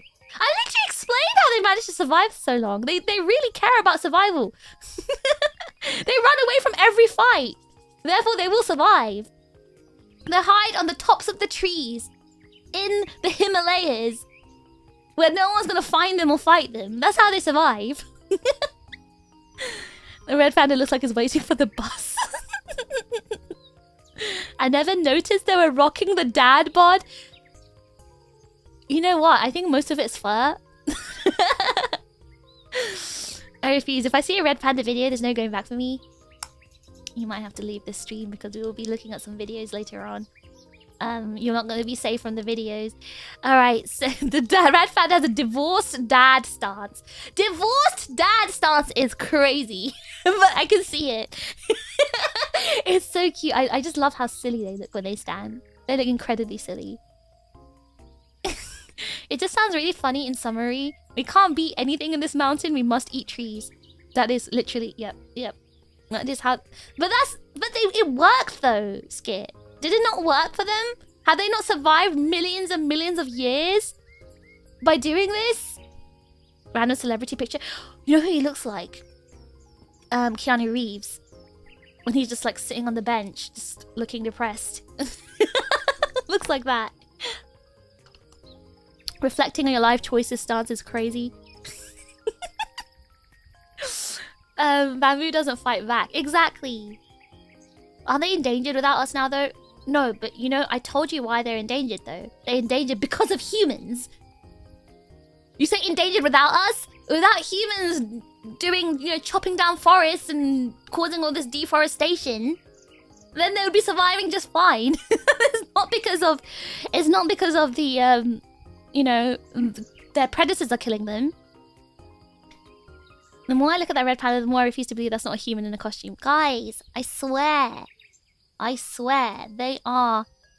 Oh, you found the. Oh, Drake found the video. Hold on, I'll play it afterwards. Before I continue, I want to hold on. Let me just remove this. I think I've explained everything. No, actually, there's one more thing I didn't explain. There was one more thing I didn't explain. I mean, I had the secondary paw picture for this reason. I knew I had the secondary paw picture for a reason. Because I forgot to explain something else. I wanted to talk about the secretions they make. So, they have two types of secretions. One from their anal glands. And they produce like scent markers from the anal glands. And that's to kind of mark their territory. And both males and females do this. They do the scent marking by either rubbing their butt. They rub their butt on like, you know, a spot. And that's when the scent comes out. Or they urinate. They pee. They pee on the place. And that's how they mark their territory. And that's why they would never be good as indoor pets. Because they will mark their territory everywhere. And you can't stop them. Like, they will pee and put their glands everywhere, okay? So, they're not good as pets. You're too busy gushing on how cute the paws are. I know, I got distracted. But they also have glands, scent glands at the bottom of their feet. So their paws actually have, like, oily glands. So they do leave trails. Like, we can't see them. We're not able to see them. But they do have it. Like, other animals can smell it. But we can't see it. So it's not like they leave greasy paw prints anywhere. But they do have small, tiny secretions. The same with humans, right? Like, we also have, like, oily secretions from our fingertips. They have the same thing, basically. I'd like to think they're on the top of the trees, looking down at the predators, going, peasant groundwalkers, smirks. You know, if there were those kinds of animals, they probably would. But more like, oh no, who's that below the tree? Oh no, I'd better stay super still so they can never detect that I'm here. And this, you know, extremely high up in this tree right now. What was it saying about how many feet is there? 7,000 feet, 15,000 feet up high. Oh no, I hope they don't see me. That's what they're gonna do. That's more like their behavior. Why are animals so cute and equally gross? Well, you know, even humans have scents. And humans also have, like, we also have secretions from our fingertips as well. It's the same thing. Obviously, we don't pee everywhere because we're civilized, right? But humans mark their territories in different ways. Animals are just doing it in an animal way. You'd let them pee on the couch? I would never. I love red pandas, but I want them to live in the wild. They pee from their feet? No! They have the same secretions we do, like the same thing from their fingertips, their paw tips. Stinky feet. I still think their feet smells of apples because they love to eat apples. They have apple juice all over their paws. I'm willing to live with that sacrifice. They can live in my home. So there's actually like a red panda. There was a red panda hotel in China where they do let the red pandas like roam around in your room for like a few minutes. It's like a service you have to pay for. They let them in. They like run around. They play with you, and then they get taken back out. So they do like to destroy everything because they're running around like a cat, right? And they're knocking everything over because they're running around, and the tail just swings everywhere and just knocking everything over. So, and they love playing, so they're just running around going, "Whoa, new place!" And yeah. They didn't need to be high up. They just needed to be the highest up possible. Yeah, they just want to stay safe, you know. How do we send fish to the hotel? There's apparently like a few hotels. I did want to go last time I went to China, but my trip wasn't long enough, so I couldn't. But one day I will. One day, I hope. Oh my god, my heart might not be able to take it though. A Red Panda Cafe would be so chaotic. Oh yeah, I mean, I'm sure Japan would do it if they could. But yeah, as you said, it'll be way too chaotic, so it's probably not possible. But yeah, that's how their paws work, and that's how they mark their territory from both their butt and their paws. Is there anything else? Oh yeah, another thing I want to talk about with their paw. So they actually have like a false thumb. So they have 5 little like claws and paw things, right? But they don't actually have a thumb paw. So you're probably thinking, how are they managing to like hold apples and bamboos when they eat? Let me see if I have a picture of one. Oh no, there's no way I don't have a picture of them eating. Hold on, let me find one. I'm so silly. How did I forget about that one? Give me a second. Let me just go look through my collection. My red panda picture collection. I'm sure I have one of I'm holding something. Hold on, I'm trying to find a good one.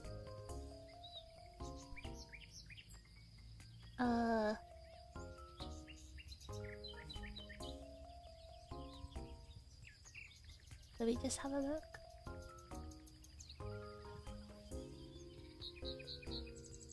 I think I have better pictures on my phone, but I guess this one will do.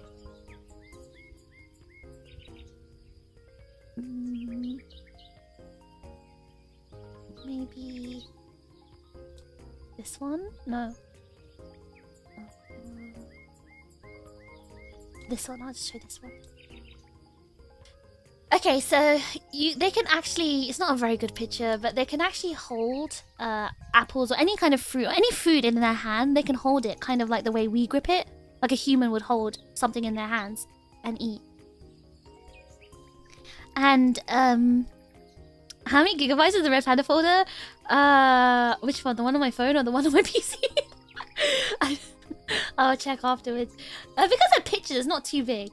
But anyway, so they can actually hold things. They can hold things in their hands, and even though they don't have a thumb, they actually have an extended wrist bone, and that kind of acts like a thumb to help them grab like bamboo or apples or anything else they're eating. So that's how they hold things and eat. They're so cute when they hold things. Like, look how cute they are when they eat. Look how cute they are. Look, they're small. Look how tiny. Oh god, they're so cute. Look at them. Guys, isn't your heart just like taken over by red pandas? Look at it. Look at them. Look. They eat. They're so cute. They're so cute. They're so cute. But yes, I think that's all the main stuff I wanted to explain about red pandas. Was there anything I didn't explain that you want to know about? Any other information that I didn't like explain?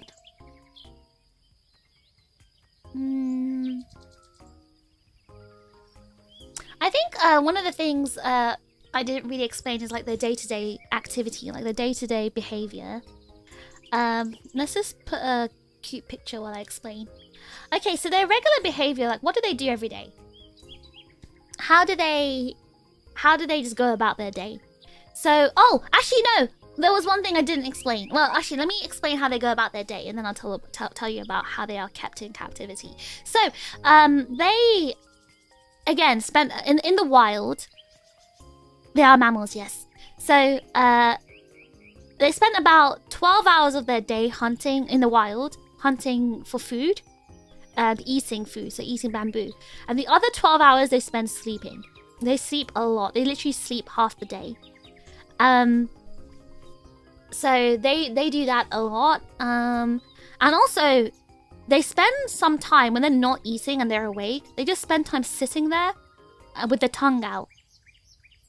So their tongues are just like out, and their tongues are just flapping in the wind. And they do that for, again, information. They're gathering information from the wind, like anything that's being carried in the wind, like any liquids from like other animals or whatever, even the weather.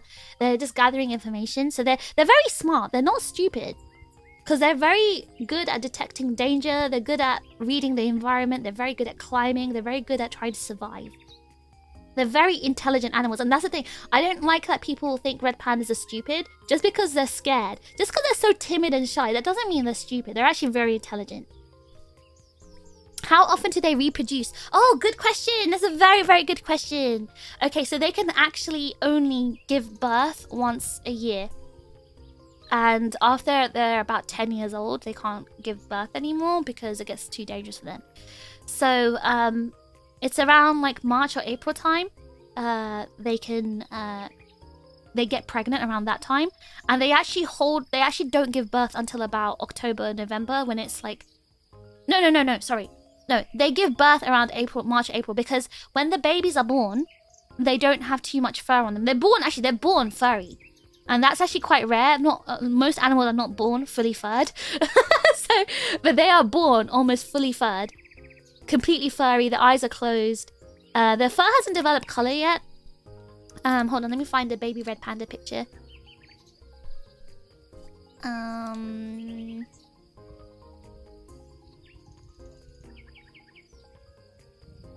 Hold on.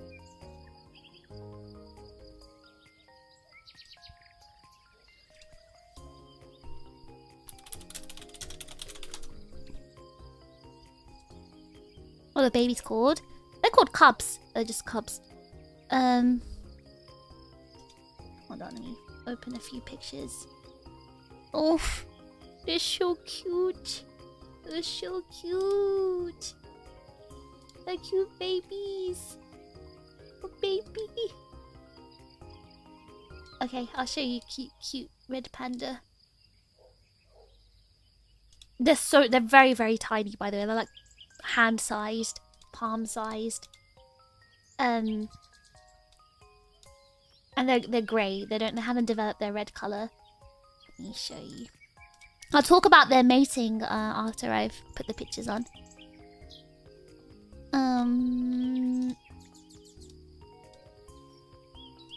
Why is it so tiny? The eyes are closed. They can't open it until like a few weeks later or a few months later. I don't actually remember. I don't know too much about the babies. And this is the baby with its mum. So they're very protective of their babies.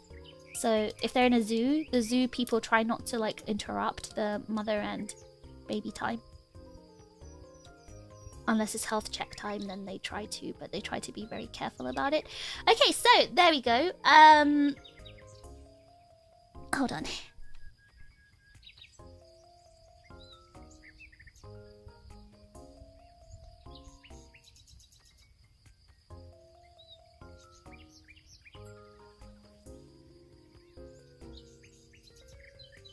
They look like land otters. Fully furred babies. Wow, yeah. Look, they're born with fur. So let me explain to you like why this happens. So basically they breed again. They breed once a year, and they usually breed during like December, January, February, even March. And the reason why they breed during this time is because they want the cubs to be born in the summer. Because usually summertime is the most warmest time, right?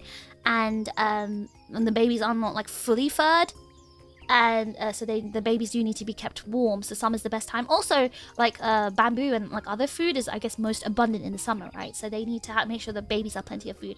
So usually, like I told you, red pandas are very solitary, so they don't mate. It's not easy to mate. However, what they do is when it comes to mating season, or breeding season, they communicate through the scent I told you about, so the scent marking, but also through vocalization. So they make noises like to try and like alert other red pandas that they're ready to mate. So what the male red pandas do is like they follow the female red panda, and they like sniff and analyze the scent markings to see if she's ready to mate. And they basically like to try and like flirt or court. They try and court the female red panda, and make the sound, and they try to like, you know, move their heads to show, you know, be my girlfriend, be my wife. That's what they do. So they stay pregnant about 4 to 4.5 months, and they actually have a very delayed implantation actually. So the egg, the fertilized egg, actually stays still before it actually attaches, because they actually time the birth to the environmental conditions. So if the environment's too cold, they won't actually give birth. They'll actually keep the baby inside. They won't give birth. Oh, sick! That's exactly how I flirt too. Does the dad stick around or just dip out? They do actually stick around until the baby's grown up, and then the baby goes off. But yeah, so the cubs are usually born around the summertime, so around June to July. And usually the mother makes a little like birthing box, like they make a little. Actually, I have a picture. Usually the mother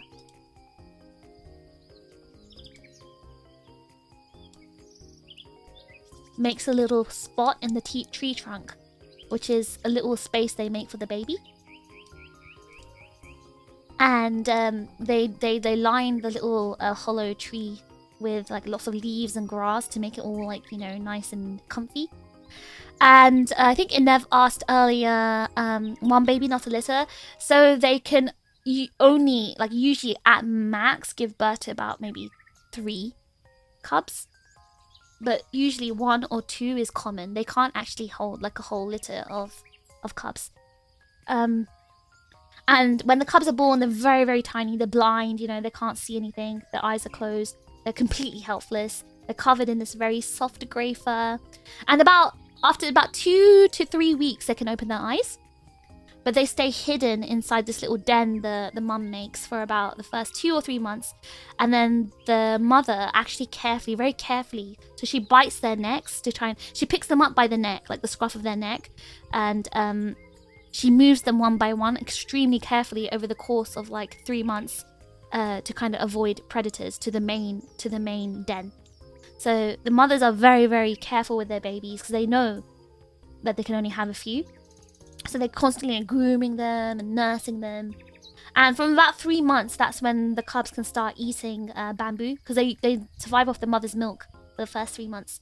And then after 3 months, they start eating bamboo, but they don't stop drinking the milk until about 6 months. And then by the time it's like winter, they're able to, like, you know, be a little bit independent.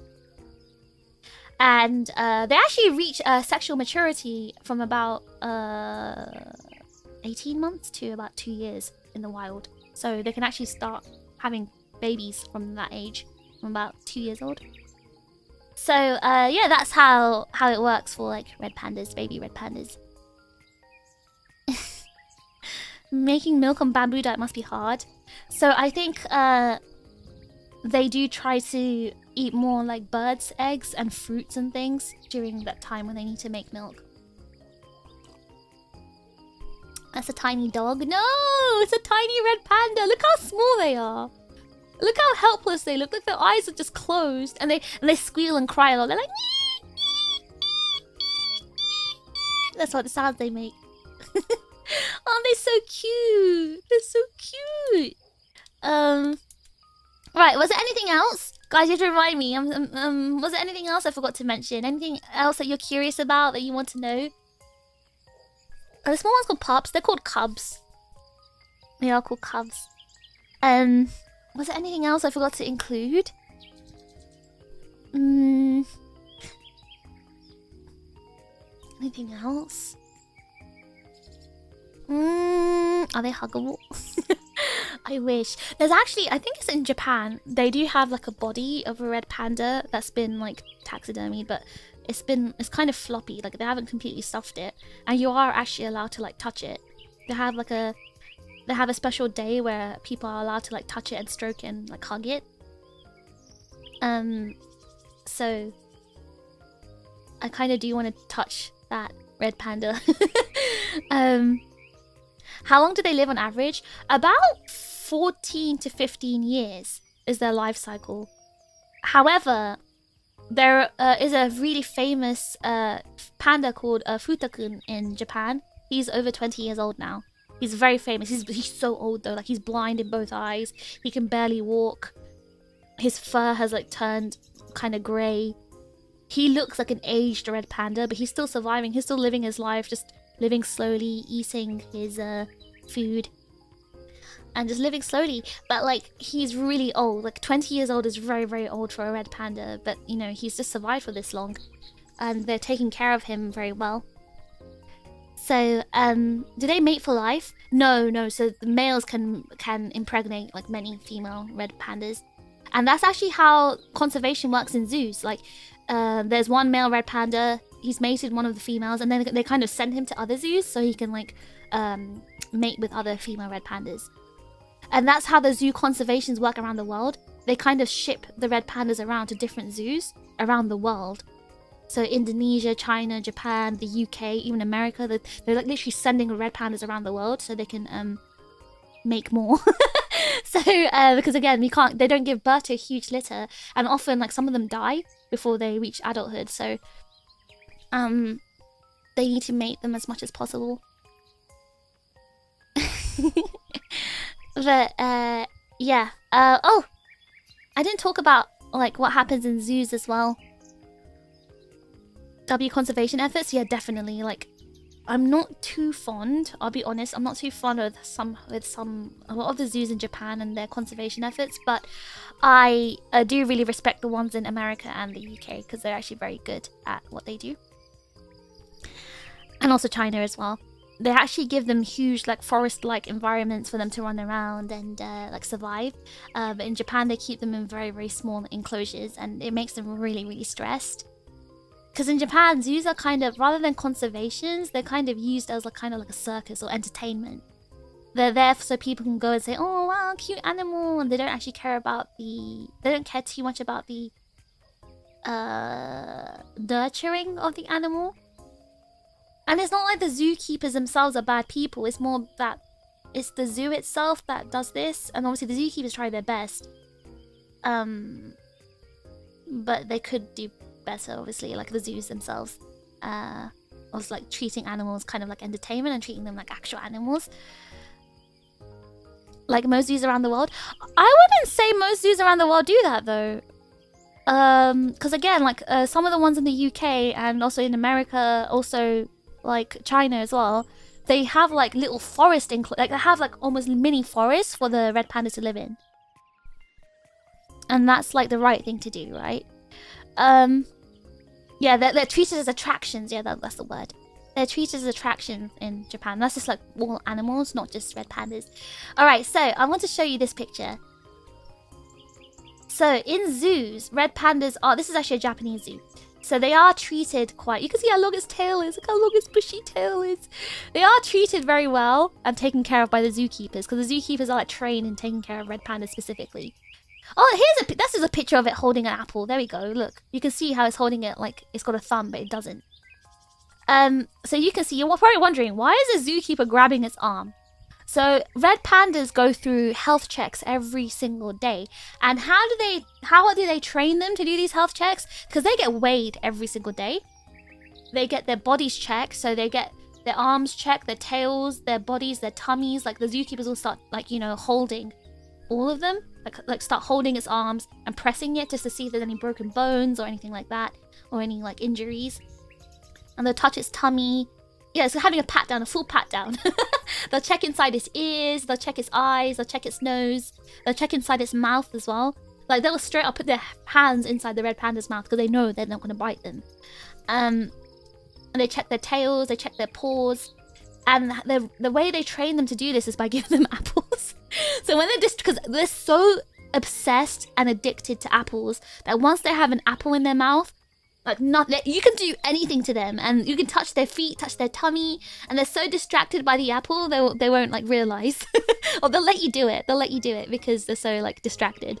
So you can see here, like they normally don't like being touched by humans. They hate being touched. They absolutely hate it. If you try to touch them, they'll move away from you. Or they'll run away. But you can see she's full on grabbing the tiny little arm. Again, she can only do that, or he can only do that because the red panda's distracted eating an apple. Why is there thorough health checks? Are there common issues they face?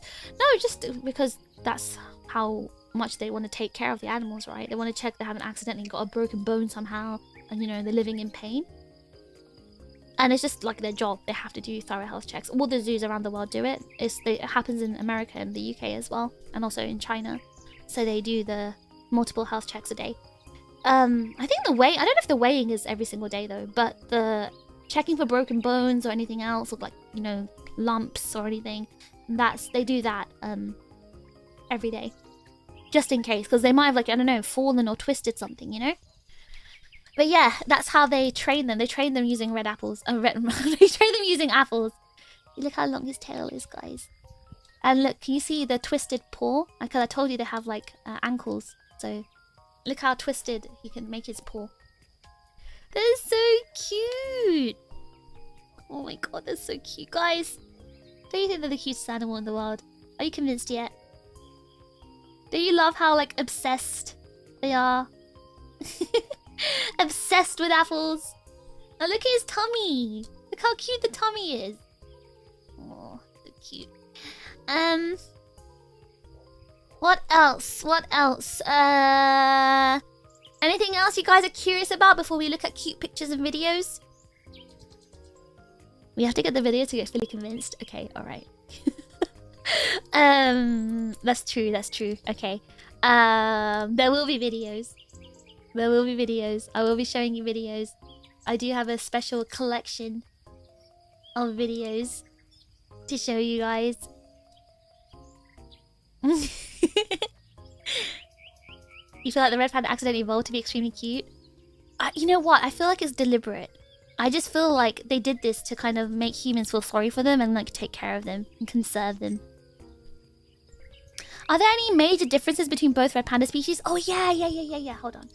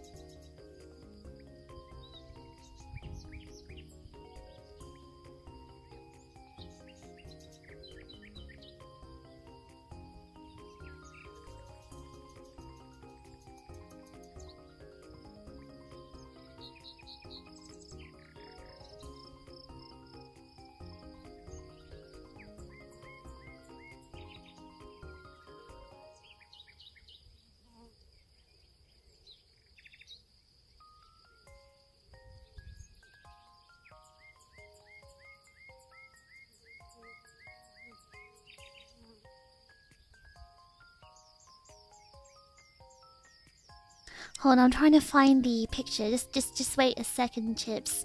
How much to pat the red panda on the screen right now? You mean the one that was... Hold on. This one? You can pat him for free! On the screen. Alright, just give me 1 second. Oh.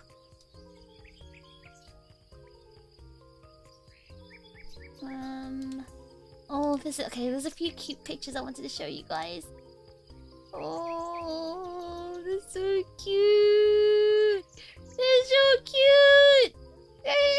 I'm getting cute aggression. This is bad, guys. Oh, they're so cute.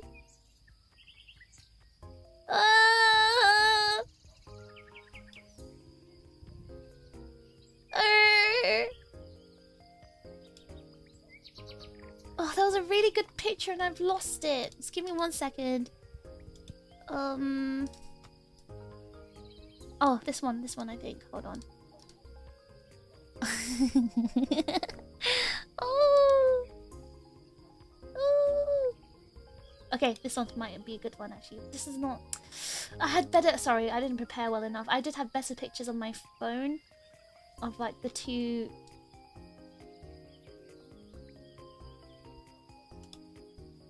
different types. Okay, maybe I'll show you this one for now. I'll show you this one for now. These two for now. Actually, I'll put all these on this. I'll show you all of these ones. And I'll at the end of this session, at the end of this red panda session, I'll give you guys a souvenir as well.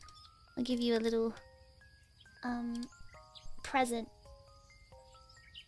a little sheet, a fact sheet about red pandas. I'll give you a little present so you can remember things about red pandas forever. Okay, Happy Red Panda Day! Alright, hold on, let me open up all these. First, before I show you about the difference between the two types of red pandas, I want to show you this picture because it's incredibly cute.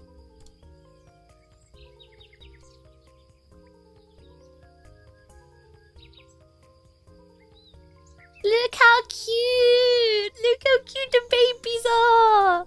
The eyes are already open at this point.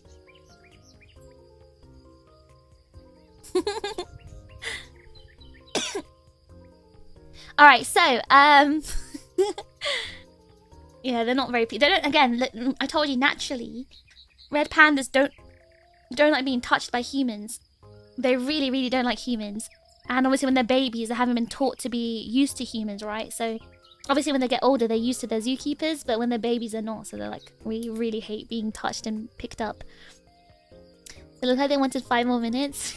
They're so cute. Yeah, because when they get picked up for the health checks and the babies, they're like... and like crying.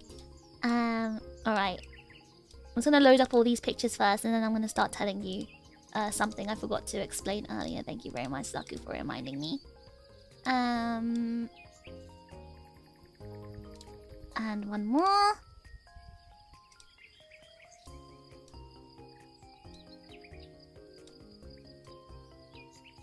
Yeah, I had this one earlier, but I forgot to load it in.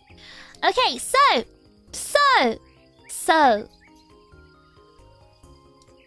now, while you may have thought that red pandas are one species, they are one species, they are. However, recently it's been discovered that there are subspecies within the Ailuris fulgens. Remember what Ailuris fulgens means, everyone? It means shiny cat. Now, in English, we will call them the Himalayan red panda and the Chinese red panda. But the scientific name for the Himalayan one will be Ailuris fulgens. So, shiny cat, shiny. And the Chinese red panda is called Ailuris fulgens styani. Now, you're probably wondering, what does styani mean? Styani was the guy who discovered the fact that there's a subspecies, so he just named it after himself, or it got named after him.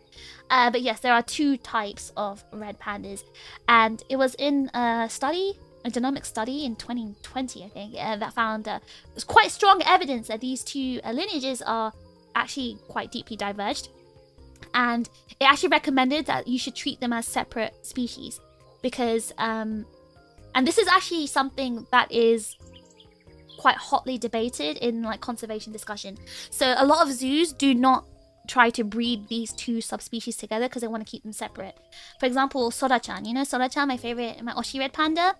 My Oshi red panda, she is actually a Himalayan red panda. And how do I know this? So there's actually a few things that shows that they are the Himalayan ones. Can you guess which one the Himalayan one is? The one on the top left looks like they stuck their face in flour. Yes. So you can see one has a whiter face and one has like a darker face, right? Which one do you think the Himalayan one is? Oh wait, alright, it's already here. The answer's already here on this one. Never mind. Okay, so the Himalayan ones have a paler and rounder face.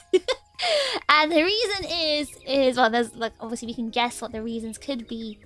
But you can see that they do have a paler and rounder face, is because they're, you know, in the Himalayan, right? So, and they also have a straighter forehead, and it's probably because obviously Himalayan there's more snow, so it helps them camouflage more to have the paler face. So that's why they're paler, they're shorter, and they're rounder. That's the Himalayan ones. The Chinese ones are a bit darker, and they have more like pronounced tail rings as well. And you can see they have like longer ears and a more sharper snout as well. So, yeah, color-wise, you can see there's a very big distinction, especially in the face. Like the eyebrows are not distinct as distinct in the Himalayan one. So if you want like a thorough breakdown, like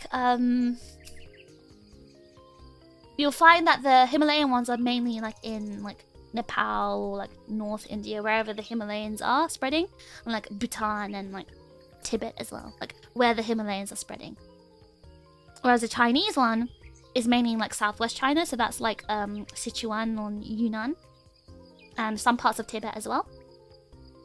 And I think you can find them in some parts of Myanmar as well. So there's actually a big geographic separation between these two types of red pandas. Like, there's literally like a whole rivers and mountains separating these two. So they're kind of like massive barriers. So they don't actually mate naturally in the wild. And yeah, the Chinese red pandas are actually bigger and stronger than the Himalayan ones.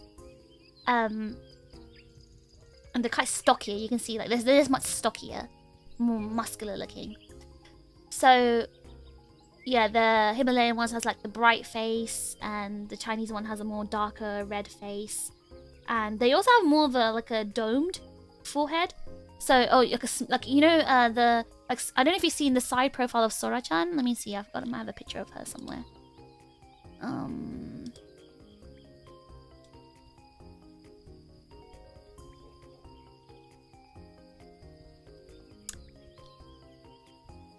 Maybe I have the other Sora picture. Was she the one eating? Well, actually, this is a good example. Oh, this one eating the bamboo, right?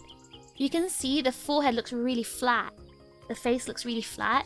That's again a Himalayan red panda thing, whereas it's more of a rounder, domed looking forehead, round head for the Chinese one. And yeah, the Chinese one also has just a darker, richer red coat overall, and it has very like distinct tail rings, whereas the Himalayan one has very faint tail rings. Yeah, I'm dressed up as a Chinese red panda today. Because of the forehead? No! Because of my distinct color. Just don't make me shout in the forest. Now the red pandas are gonna run away. No, I've got very distinct coloring today as a Chinese red panda, alright? Anyway, mods! Get him. They do actually have a different, they do have a very minor skull difference. And even the tooth proportion and stuff is very minor, but they do have a slight difference. So, like the Himalayan ones are quite like smaller overall. And what else? Yeah, they don't really have contact because of like the environment they're in. But yeah, zoos do try to avoid interbreeding because it's gonna mess things up if they try to like introduce those two species together and like breed them. So they do try to not breed them together. But yeah, it's ongoing research on these two subspecies. So yeah, we don't, again, it's because it's very new research, we don't know too much about the two species. But what I've told you is everything that we do know. But yeah. Is this change because of breeding or adaptation in different areas? It's adaptation. It's adaptation. They both obviously live in bamboo forests, but the Himalayans has more snow. So they've adapted to the snow. Because you can see as well, the Chinese ones are less fluffier compared to the Himalayan ones. Himalayan ones are made for like snow, like thick snow. Hold on.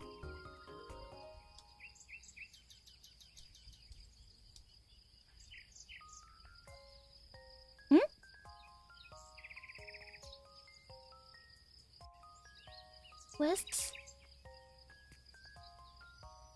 Did I get rid of it? Oh, here, this one? Maybe? No? Where's the one where it's... Where's the picture where it was... Oh? Did I lose my snow picture? Do you remember the picture I was showing you where it was in the snow? Did I delete that one? Hold on.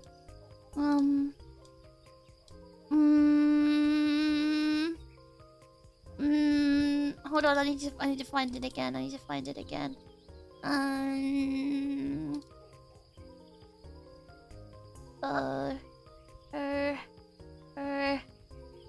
My snow picture, where did it go? I think I deleted it. Hang on, I'm trying to look for it again so I can open it again. Oh! Am I blind? Hold on.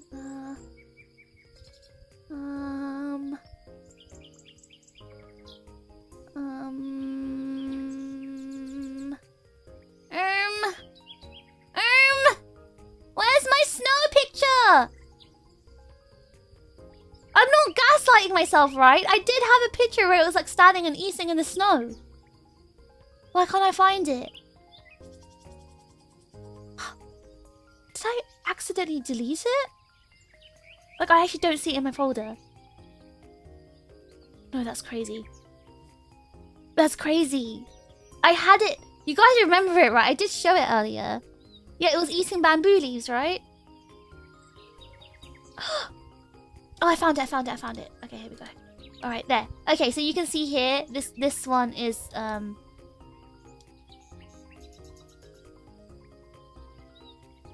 I know it's got quite a distinct face, but this one is actually actually, I don't know. Forehead is kind of round. Maybe this one isn't. Maybe this one's a Chinese one in the snow. Well, either way, they both have like cold environments, but I think the Himalayan one is significantly more colder. This fit goes crazy. Hi fish, I'm just kind of lurking. Hi Alex. Hope you're enjoying Red Panda Day. Anyway, yes. So there are differences, but again, the differences aren't too well known because we only started doing the research. Humans started doing the research recently, so we don't have too much knowledge on it yet. But thank you for the question, Zaku. Very good question. Any other questions from anyone? Any other questions? I can teach you more. Anything else?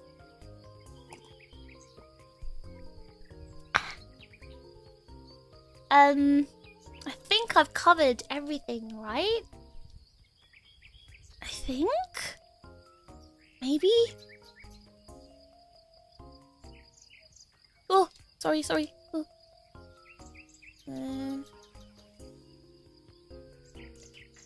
Will any of this be on the test? Oh, it's a great thing you asked, actually. I did forget to tell you guys. There is going to be a test. I just wanted to make it a surprise test because everyone loves surprise tests. Everyone loves surprise tests. I know you guys will love it too. So I thought, you know what? I'm going to tell them at the end. There's going to be a surprise test. But you guys will enjoy it. You'd love the surprise test. There's only going to be like 100 questions. And you only have to write like, 2 or 3 paragraphs per question. So it's not too bad. It's not too bad. How did you discover your love for red pandas? That's actually a very good question. Let me tell you about this because actually I kind of do want you guys to know the answer to this. So what happens if we fail?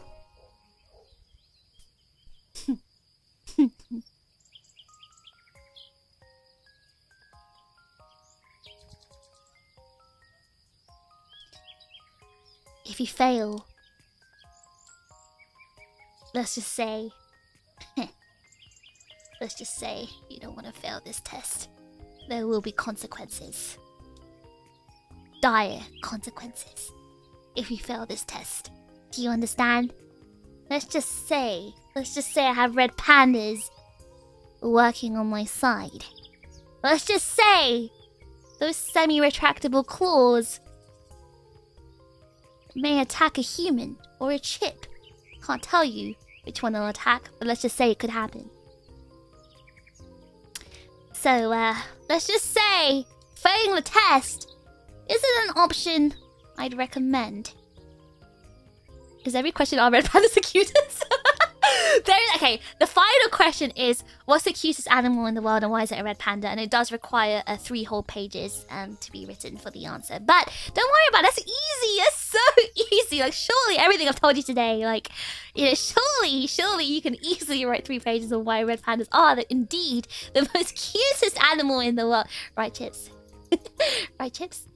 Right? Red pandas are the cutest animal in the world, right?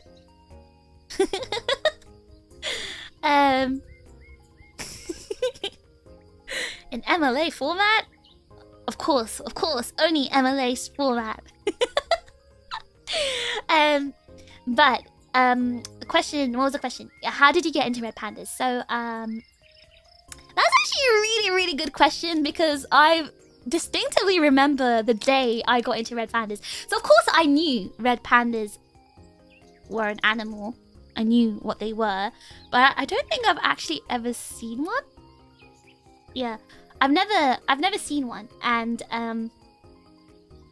I discovered it because I was scrolling on Instagram one day, and there was a video that had gone viral from TikTok, and it was of a red panda kind of squaring up, standing, and it looks like it was squaring up, and he was eating like an apple, I think, or a grape, I don't know. It was eating something. It was a really famous video. It's like one of the most famous red panda videos, and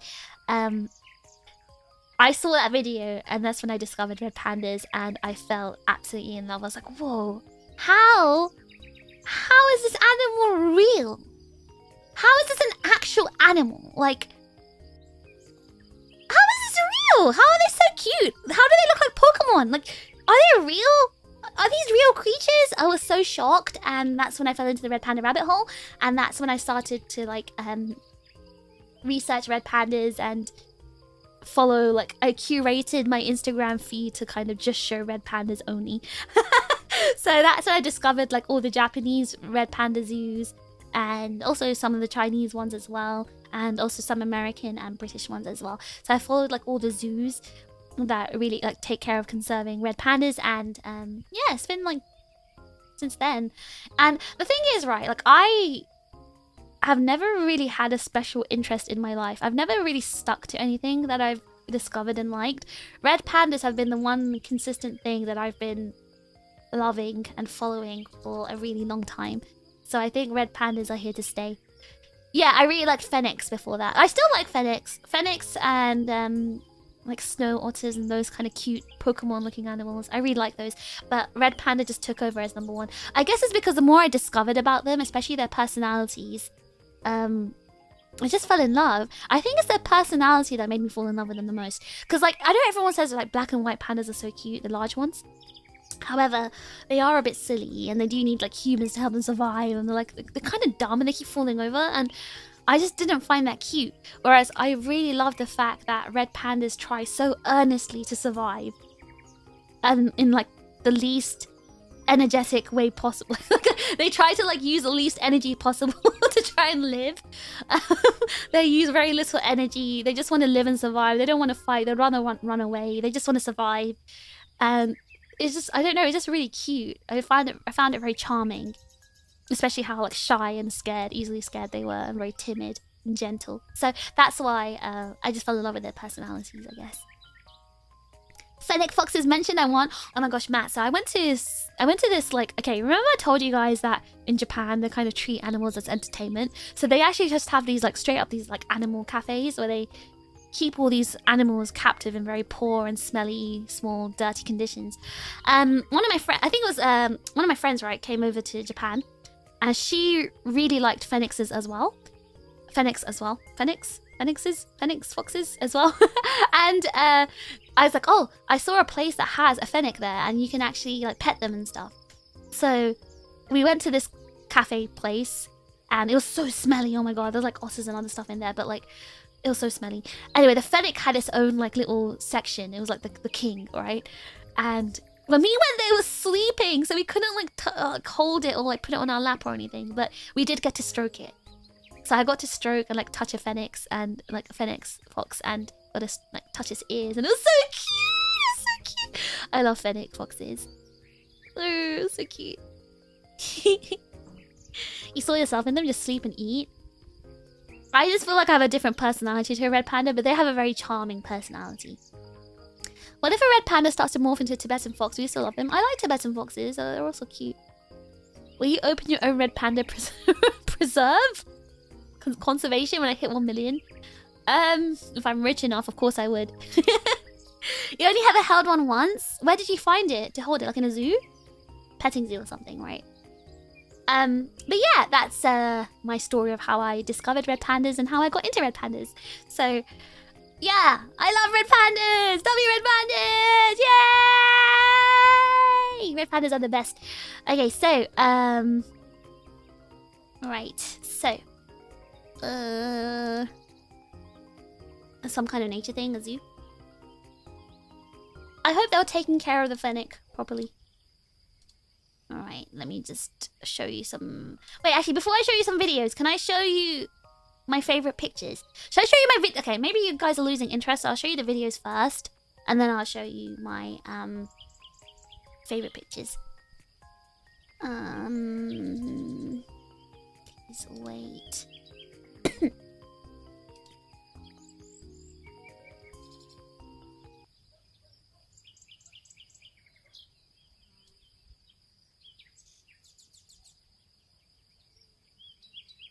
Okay. So, have you ever heard a red panda sneeze? No? Well, you're about to hear a red panda sneeze. And you're also going to see the red panda snot coming out of its nose while it sneezes. And you're also going to see how the zookeeper wipes away the red panda's snot with its bare hands. This is actual mother behavior. Parent behavior. My elementary school had some kind of nature exhibit thing come to our auditorium. What, and they brought a fennec fox? Wow. Yeah, I have shown this video to the chits before, but I want to show you guys again.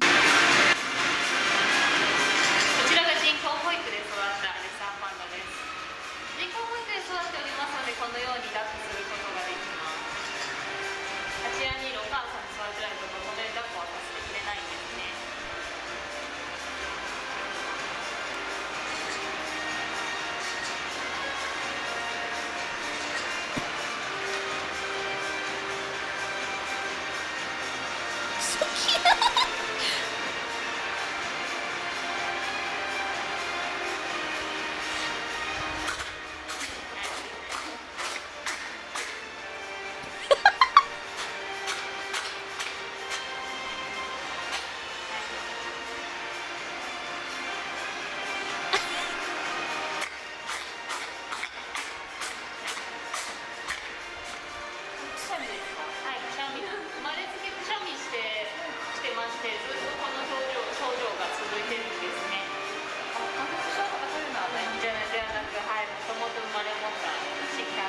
So you can see here as well.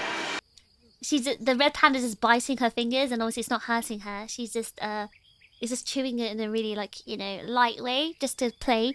But yeah, rapid fire sneeze. They sneeze a lot, and you can actually see while I was mid sneezing, she tried to stop it from sneezing by putting her fingers in his mouth. Look.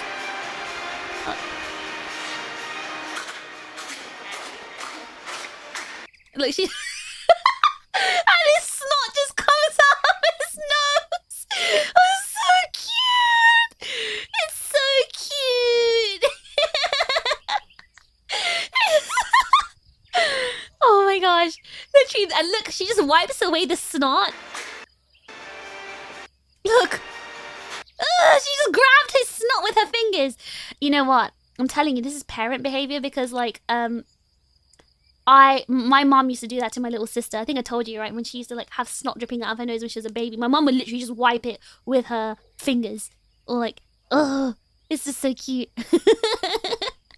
The string of snot, look, and more comes out. And she's, like, trying to wipe it with her sleeve as well. That's how you know she really loves this red panda. It's like her baby.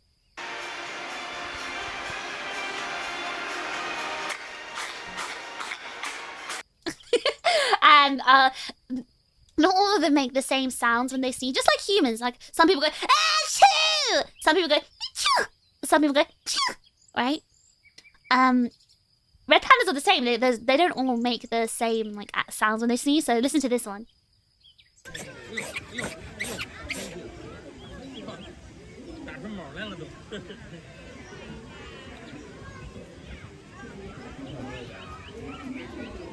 Again.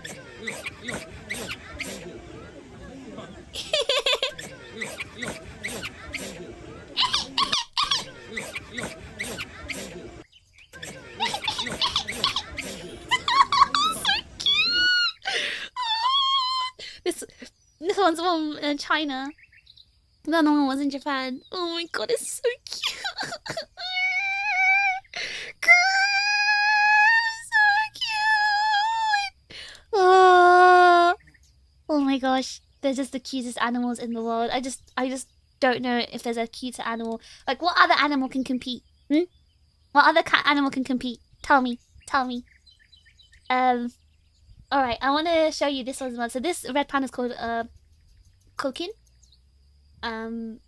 It's in Japan. Look. Remember I told you how they do health checks and they check stuff. So this one was checking, I think the nose. Oh, there's no sound in this one. So she's gonna check Kokin's nose. Oh, you can see she's training the red panda as well. Look, by holding the hand. It's part of the training.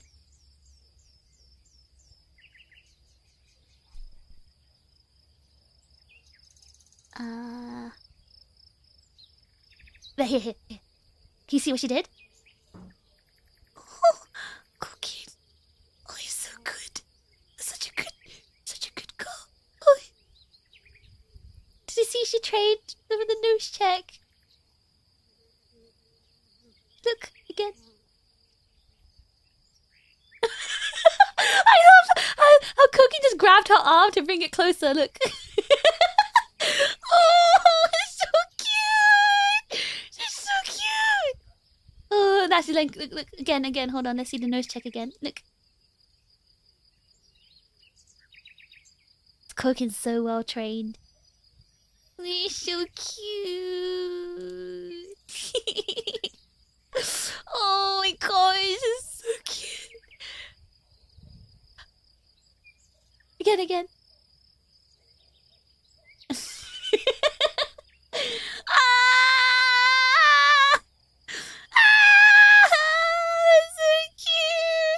Okay, I want to show you another video of Kokin as well. Actually, no, I want to show you another face check. So this is another check. This is again Kokin, same panda. Kokin's very well trained. Look, she's checking its face and its nose.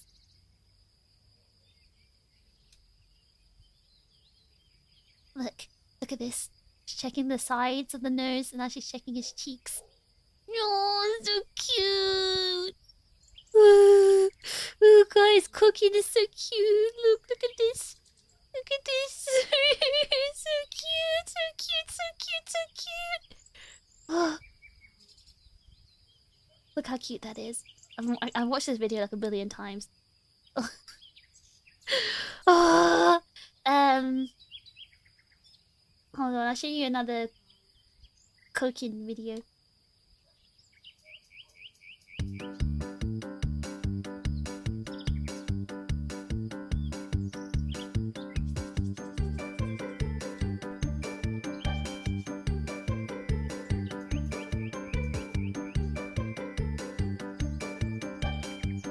Look, so they're training the panda on how to get inside this carrier.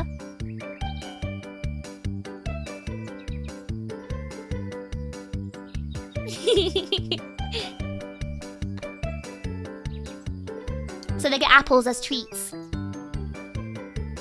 They love their apple treats. Look.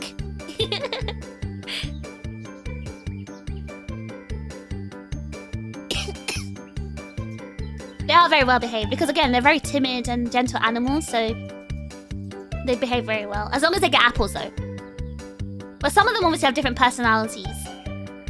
They have cute snouts, yeah, their short snouts are very cute. Like Kokin is very, very well behaved in general.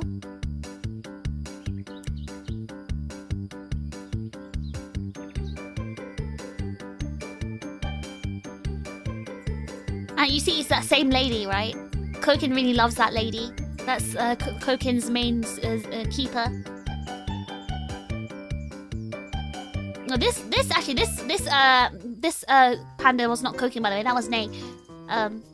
But Nei is also very well behaved. But Kokin is the one who's most well behaved, I think.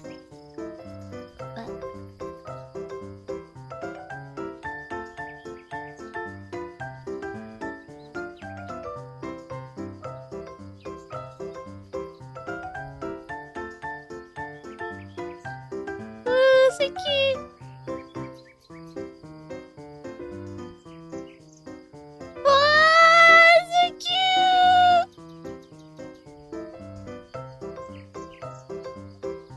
Guys, aren't you falling in love? Aren't you falling in love? Oh yeah, this training video is really good. Yeah. So she's showing them showing how to check the tummy. Look. How to roll backward to show tummy check. Look. You see again, it'll happen again, look. Look at the hand gesture.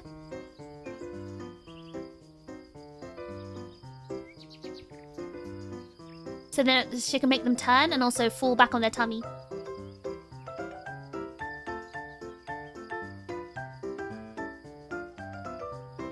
So polite how even though the treats are right there, they wait to be given. Yeah. Again, some the well-trained ones do that. But some of them... Oh, look, so you can see he really doesn't want to be touched. He's putting his paws up. He's like, but no, I have to endure it. I have to endure it for the apples.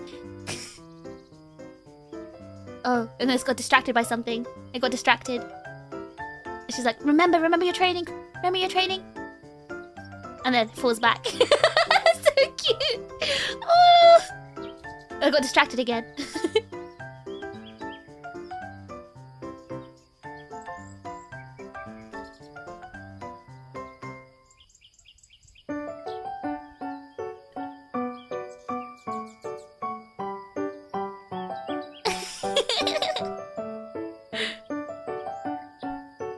I just love how much, like, the ones that are really well behaved and well trained, yeah, they endure a lot for the apples.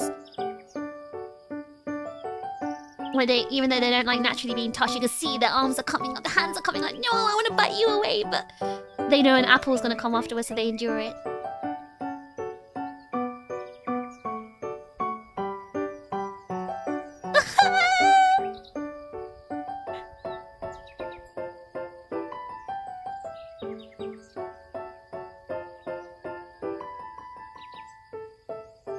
He's like, where's my apple? Where's my apple?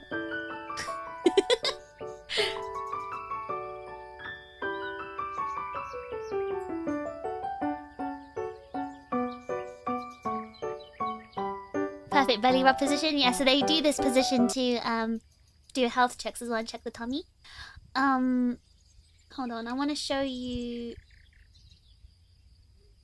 I want to show you a baby red panda as well.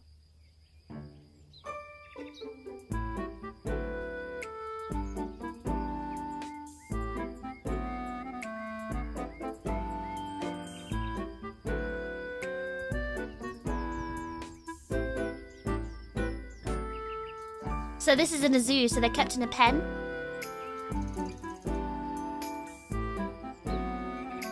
Got woken up. You can see the fur is still partially grey as well. So the red is just coming in.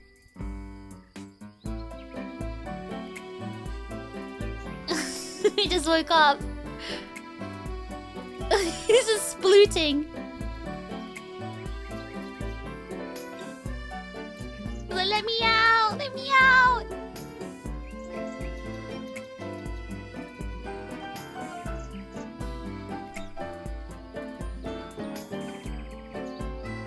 Oh, so cute.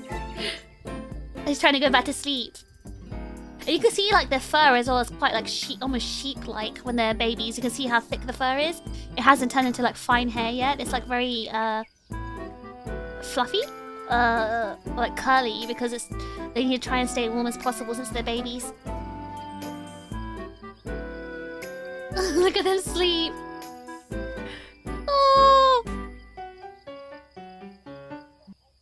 Alright, another one I wanted to show you. Okay, so what I wanted to show you was also their voice. Like, what do they sound like? So, they actually make two sorts of noises. So, one noise they make is, so I don't think I explained the voice about the red panda. So, they have like a twittering kind of chirping sound, like, and then they also have a quacking sound, like kind of sound. And they do that when they fight. And they also have sounds, so you can hear all of these sounds from the next video I'm gonna show.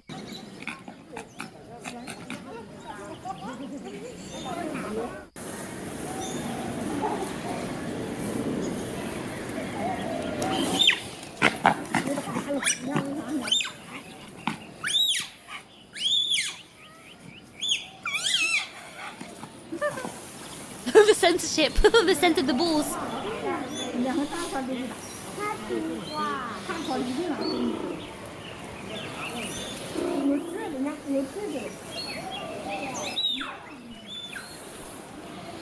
You hear them?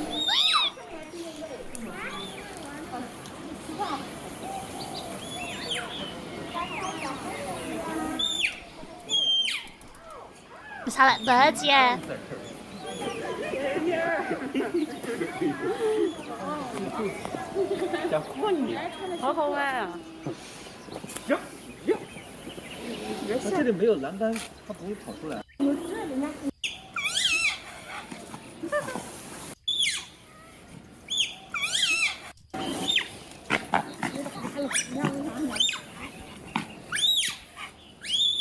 So this is why two red pandas should not be kept together, because they'll end up fighting like this, and sometimes it can be dangerous. Like sometimes they'll actually really hurt each other. Like there was a video I saw, and I don't have this video on hand because it was I saw it on Instagram, I think, because it's originally like a TikTok video. But one of the I remember watching like red pandas really high up in the trees.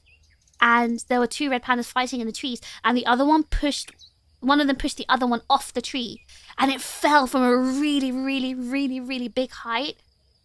And I think there was a zookeeper at the bottom who caught it, but it would have died otherwise. It would have like broken its bones. Like it was a really, really, it was a significantly, you know, height it fell from. So yeah, they do fight a lot when they're adults, because they do want their own space. A solitary, you know, I can't actually say what I thought they would sound like, but it wasn't that. Yeah, I think a lot of people don't expect that red pandas sound so cute, but yeah, they make like a mixture of sounds. There, kind of sounds, and wait, can't I go higher than this? Is this my limit? I don't know. But there was a bit there sounds as well. But yeah, this is the video I was talking about where the red panda got scared. So you can see, he heard the zookeeper talking and he looked up, look.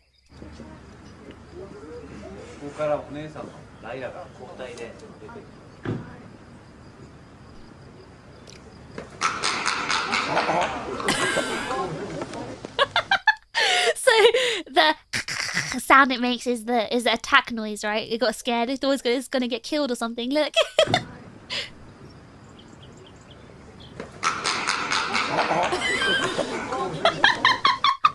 You can see the adult red panda is just chilling and eating and doesn't care because, like, you know, it's indoors. But the baby one got so scared.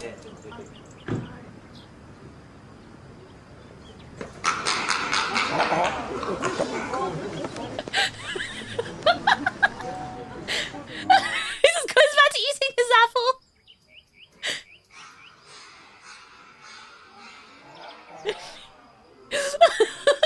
That's his mom. Like, huh? Why are you so scared? Oh god.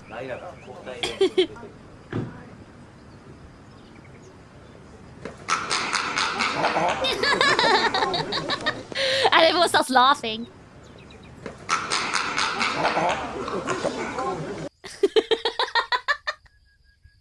No, I shouldn't laugh. I shouldn't laugh. This isn't funny. This isn't funny. I shouldn't laugh. Poor red panda. Oh my god, I'm sorry. I'm sorry for laughing at you. I didn't mean to. Oh no. Hold on. We already watched these ones. Hold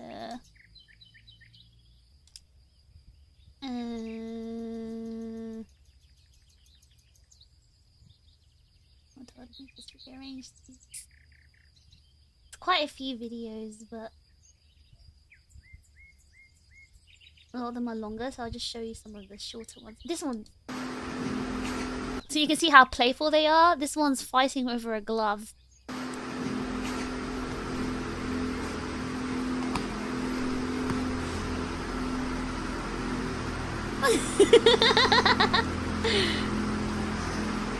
The other ones are just watching.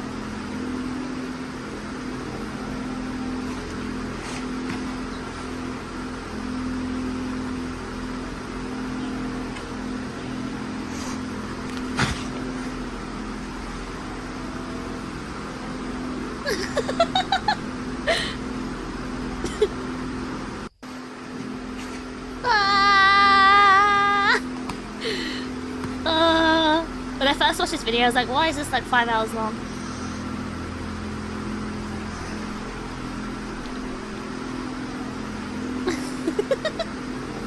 Why are you chewing the gloves? They're like cats. They're just like cats.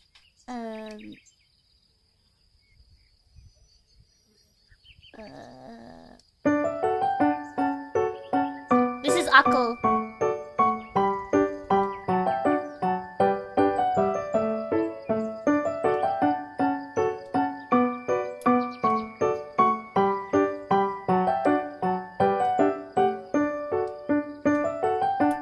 It's showing how Akko's grown up from a baby.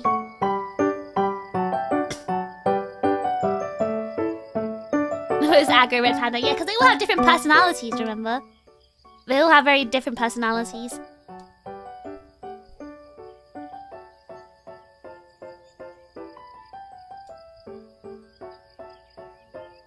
So this is like a typical day of a red panda.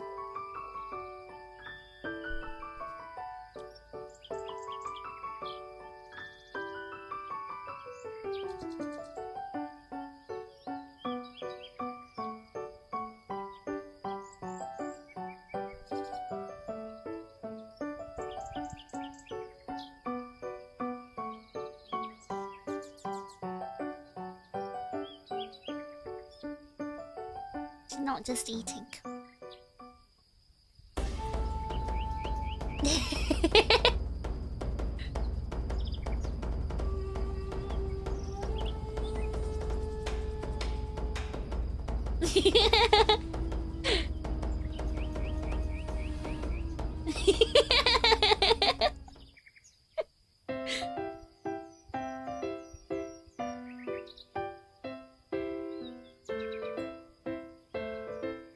Always take a break. It's so important for a break.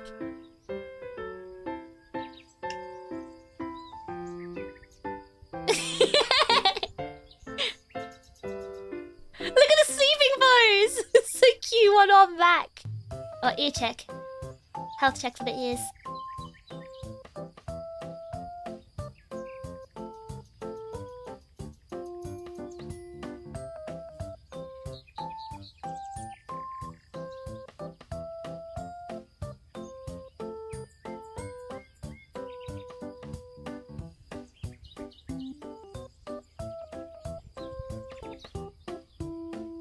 Oh, I just want to pinch their ears like that too.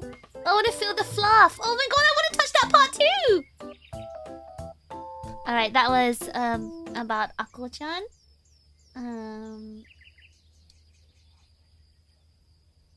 Oh, do you want to see some babies? This is our Asahiyama Zoo.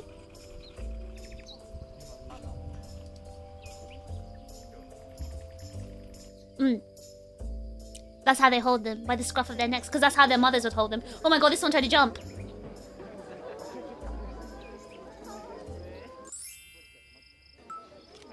So you saw here, right? So that one, the one he's holding by the tail, that's the one that tried to escape. And you might be thinking, oh my god, this is animal abuse. Why is he holding him by the tail? So there's actually a lot of racist people as well. But, you know, on TikTok, so there's a lot of like Chinese zoos or people who go to those Chinese zoos and like red panda fans, and they post like red panda videos from like Chinese zoos, and loads of racist people on TikTok are like, oh my god, look at this animal abuse from Chinese people, and you know they're grabbing them by the tail. That's terrible. How could they do that? Animal abuse, you know, and saying all this stuff and saying obviously racist stuff against Chinese people because like it wasn't Chinese zoos. They're like, oh, Japanese zoos will never do that. And here you go. This is a Japanese zoo. So, I hate it when people think that zookeepers don't know what they're doing. They know more about the animal than you do, right? They have been researching and training themselves on these animals. And they know what's safe and what's dangerous. I agree that this guy who's handling these red pandas, he's a bit of a, I don't know, he seems to be more of like the tough love kind of guy. He's not, but you know what he's doing isn't actually hurting them. So, like, yes, he's holding up by the tail, but that's because you can see it was quite feisty and it tried to escape. Holding them by the tail, like, demobilizes them because, like, they can't move properly without their tail. And, he's been naughty, that's why he's doing that. But it's not actually hurting them, because like I said, they have a very, very strong base on the tail, so it's not actually hurting them at all. So I just want to let you guys know before anyone gets outraged. Like, you can see, it would have attacked him if it...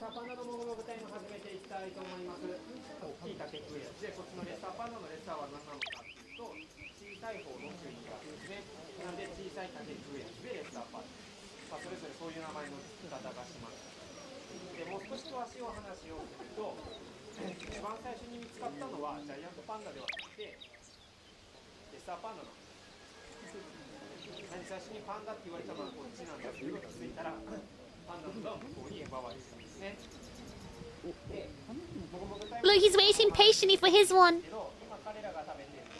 Oh, his baby, he dropped it. He baby dropped my baby. Give the baby his turn, he dropped it.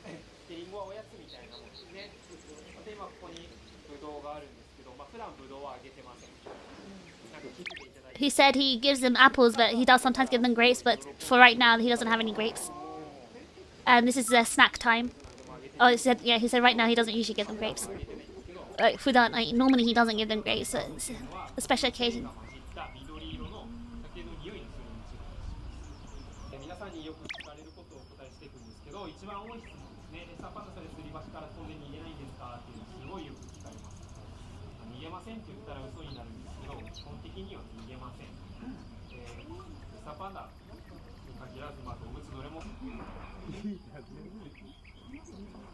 They're climbing on him.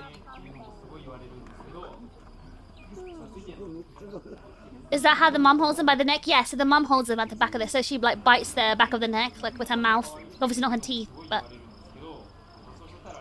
she grabs them with her mouth at the back of their neck and carries them.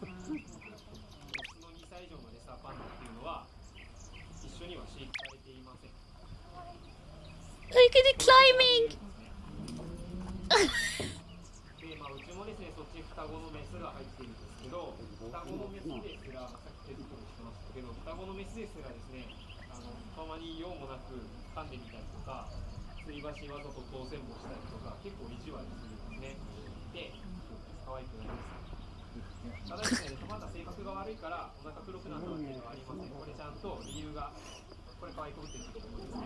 Do you hear the squeaking?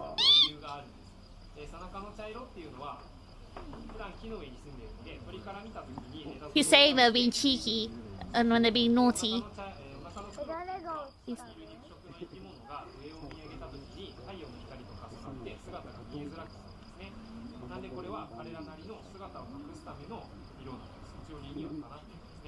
Yeah, he's talking about the color of their fur now. Oh no!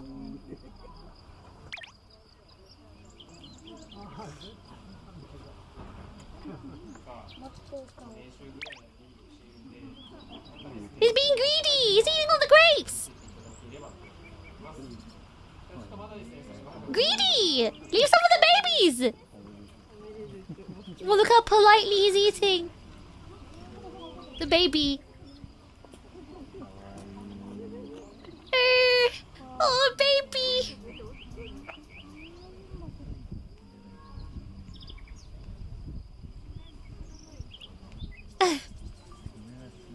Greed sickens me.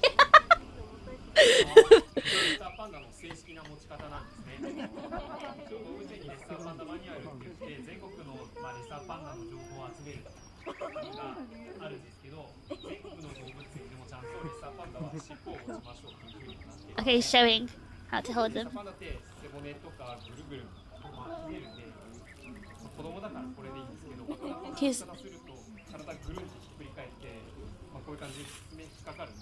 He's saying because they're kids, you can hold them like this. But another way you can hold them is by the tail when they're being naughty. Oh, he's saying he can tell them that one because that one's, yeah, that darker neck.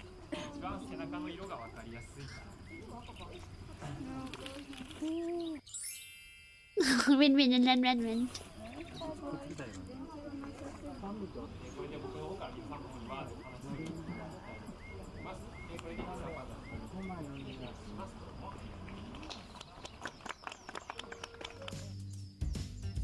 Yeah, so that was Rin and Rin. Hold on, why do I have this one here? I think I wanted to show you guys something. Oh, this is a American Zoo. In the summertime, they'll actually stay inside in air conditioning, or you might see them out. Oh yeah, yes, that's a good point. So the red pandas are kept in zoos. Obviously, like the temperature in like China, Japan, or America, whatever, is not the same snowy temperatures that they are used to. So they do actually keep them in air-conditioned rooms. So they actually do have the choice whether they want to go outside or they can actually stay in the air-conditioned room. So they stay cool. So this is actually a I think this is not Carson, is it?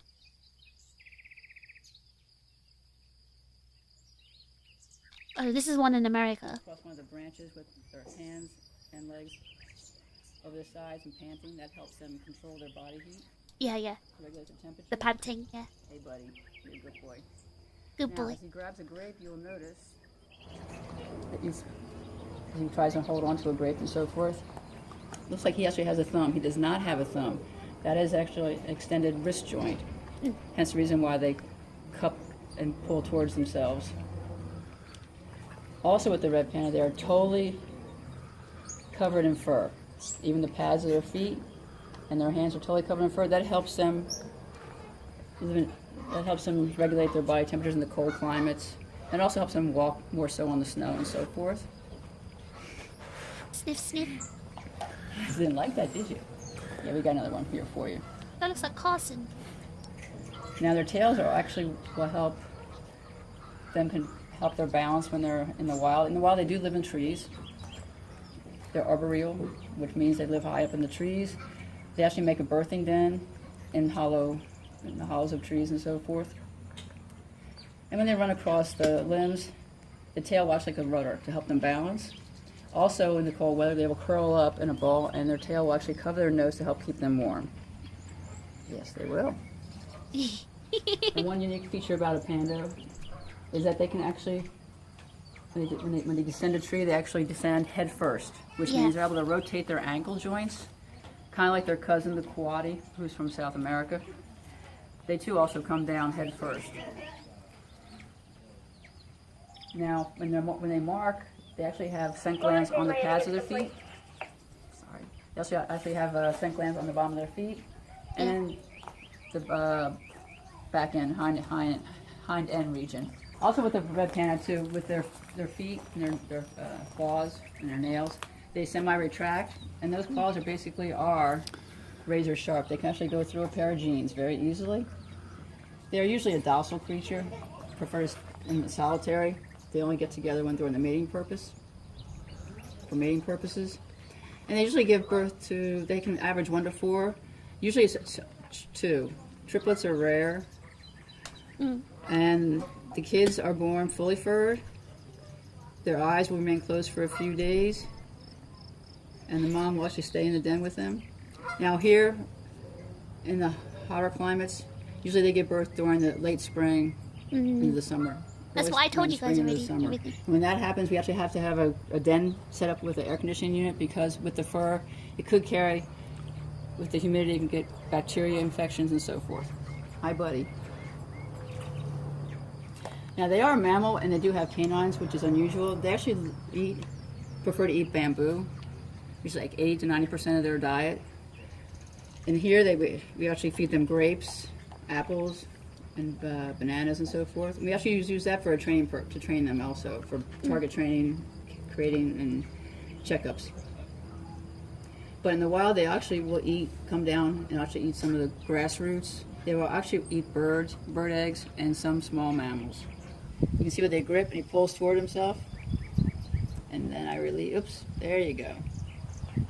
Now if he wanted to, he could definitely dig those claws into me and tear me up, but he's gentle, he trusts me. Yeah.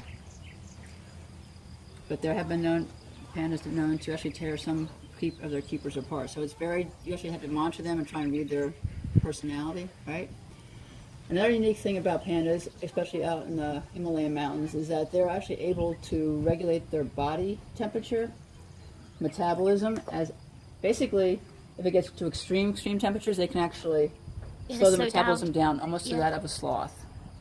Yeah, I've got to say that. Which means they will sleep, and they can actually wake themselves up every few minutes just for food, every few hours to go out and scour food to eat, bring food back, and just keep their attention in the. They really don't have too many predators up in the mountains, just because of the cold climates. I mean, you do have snow leopards in that area and so forth, but usually it's man, which is causing them to become endangered. Habitat loss. They also used to be hunted, and they used to actually make caps out of their fur and so forth. So they are actually in a category all themselves. They do not belong to any specific category. They are called they're an Aluridae family, and in that family is just the red panda, which is we have a subspecies called he is an Alurus fulgens, and the other one is an Alurus stians. And the stians are considered to be slightly bigger, not by much, because they live up in the northern regions. These guys can weigh up to maybe 15 pounds, males and females both. The males tend to be slightly larger than the females, but for the most part they're about the same. How old is Wayne? Wayne is actually 4 years old. Oh, Wayne, yeah. So he is a youngster. Wayne is bright as of right now. They are, like I said, they are an endangered species, so a lot of the zoos, they have what they have an SSP program. And a lot of zoos, we have breeding programs, and Wayne as such is, his line is very predominant right now, so he is not scheduled for breeding. And if something were to happen, and his line became Americans more valuable, he would be bred. Americans and British live ones up to maybe 15 years. Oh, mainly American ones. But females can start breeding at the age of 2, and boop. usually by the time they hit 8 or 9, they actually will not usually be able to be bred. Yeah, so American and British zoos, right? They name their pandas like human names. Well, British zoos don't always do it. Like sometimes they do call them cute stuff like Cookie or whatever. But American ones name them like proper human names. They call them like they call them like you know, Carson and Wayne and all these like actual human names, which I find really weird. But like Chinese and Japanese ones give them really, really cute names like, you know, Soda-chan or Kiki or Dada-chan or something, like really cute names. The same with Chinese ones, they call them like Ruru, Mei Mei or something, like really cute names. And I don't know why the English ones give them like Carson and Wayne and Jack and all these other. How is Tim not a cute name? Tim the red panda. No, Tim. Okay, if it's Timmy, Timmy's a cute name. Timmy's a cute name. Jim. Okay, if Jimmy wasn't ruined by mouthwashing, Jimmy would have been a cute name too. There's something with an E at the end. Not always. I knew a giraffe named Blueberry, because Blueberry is such a cute name. That's a super cute name. Imagine Wayne being spooked by Keeper and falling on his bum. But Wayne is really cute. Carson goes hard though. Carson is a really famous red panda in America. Which zoo is Carson in? Hold on, I forgot. Carson gets treated like royalty. Carson's from which zoo? Carson is from Woodland Park Zoo in Seattle. Carson is extremely cute. He's 2 years old. So he was actually born in Lincoln Children's Zoo or something like that. But yeah, he currently lives in Seattle. So, Mark the red panda. See, I wouldn't find those names cute. Okay, we'll look at one more video, but we'll skip ahead. I just wanted to show you a bit of this video, but like, we won't watch it entirely because it's like 15 minutes long. But I do think I learned a lot from this guy talking about red pandas. But you can see it's like snowing in this one. He said even though they're called pandas, it has no relation at all to the black and white panda. And it's not a bear. So why is it called panda? Because it comes from the Nepalese word.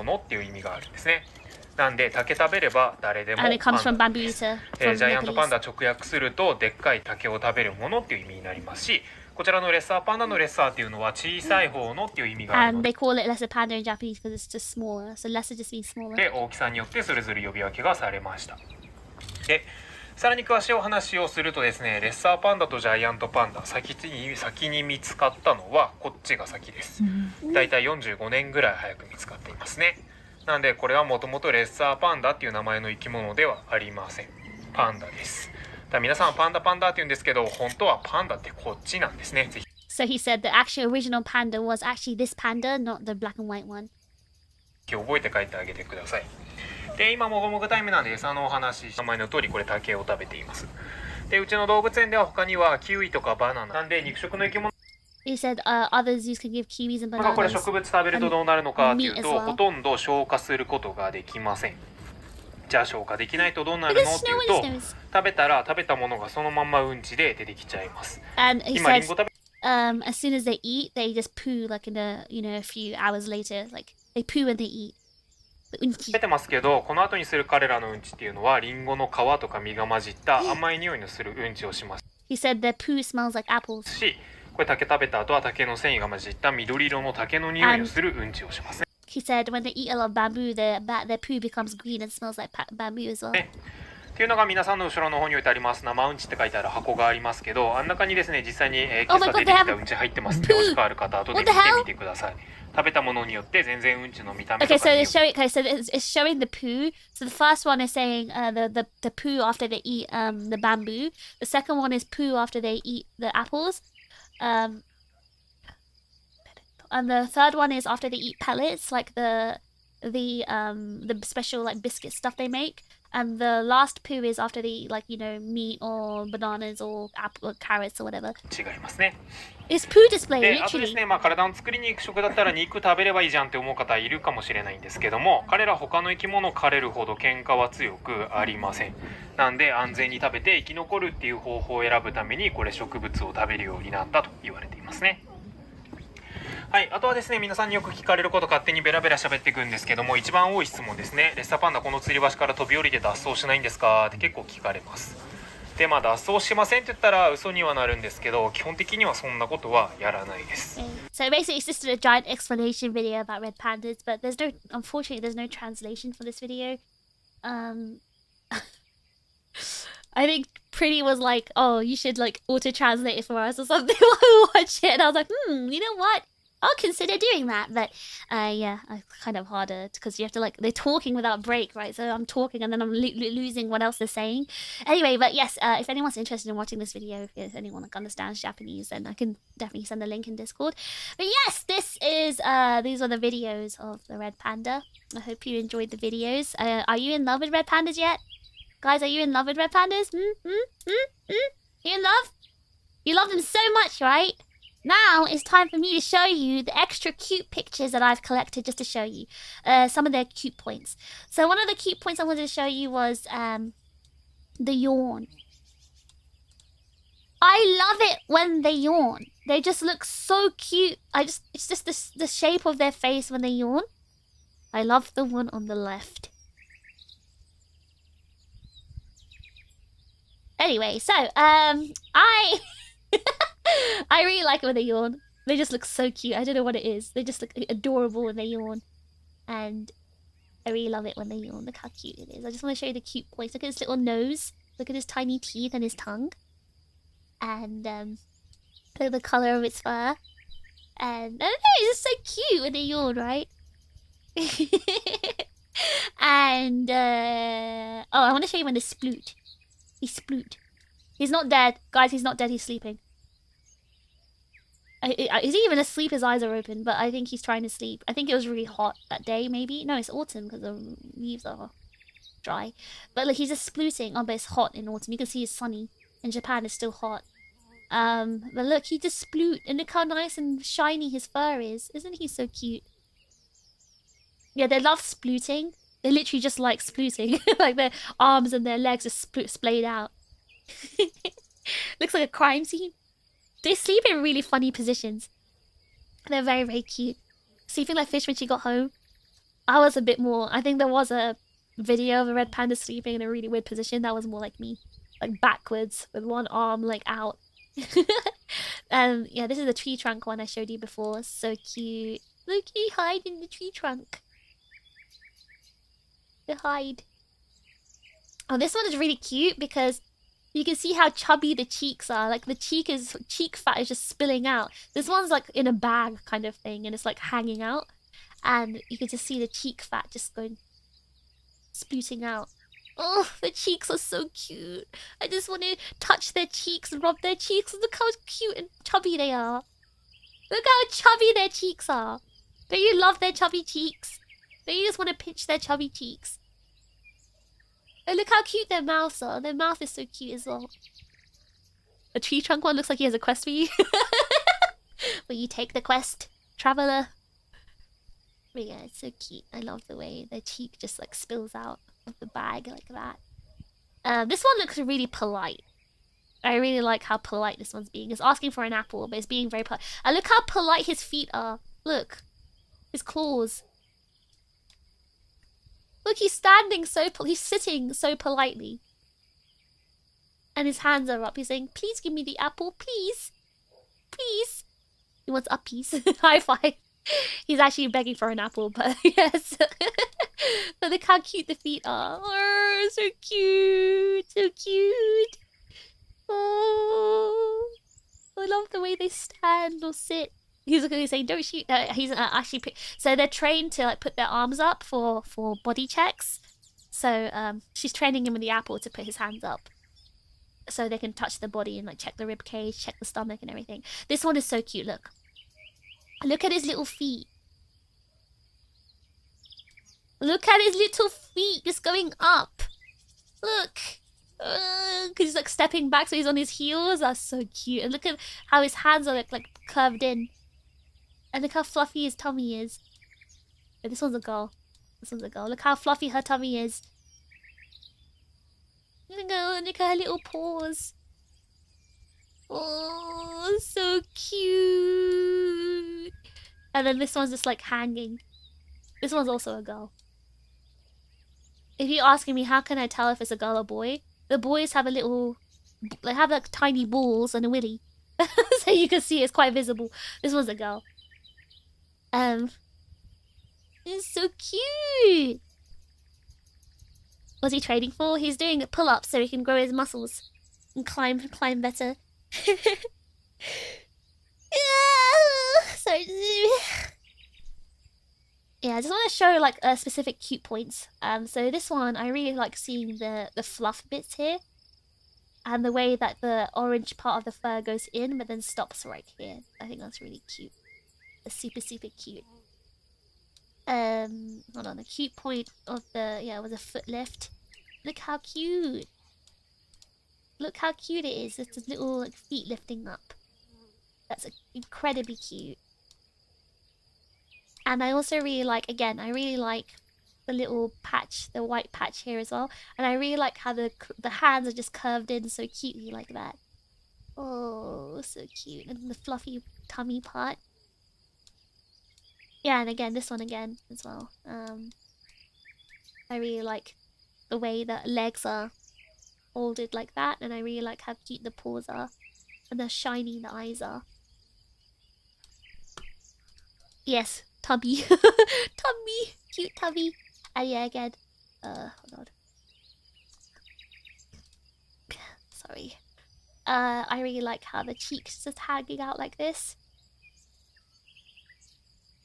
I really love how the cheek fat is just spilling out. But I also like how cute their mouth is. And their cute eyes. And the cute tear tracks here. The cute nose. Everything's so cute! And yeah, the tree trunk one. What's the cute point on that one? I just like how cute the face looks. Like the eyes and the expression. And this one you can see is the Himalayan type. It's got a very white face. Also very cute. And the sploot one. The cute point here, I guess, is just also the fur. The fur is incredibly shiny and well kept. Look. And I just like how it looks like it's dead, but it's not. I like how this arm is folded underneath, and so is this foot, and those two are just like spread out. And look how cute his snout is. Such a cute snout. The ear fluff as well.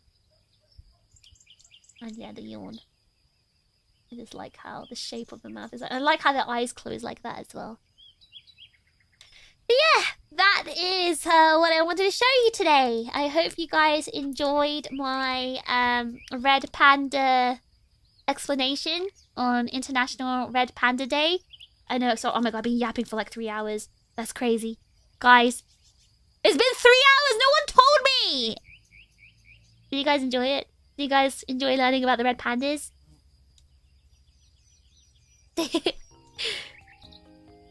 Only 3 hours?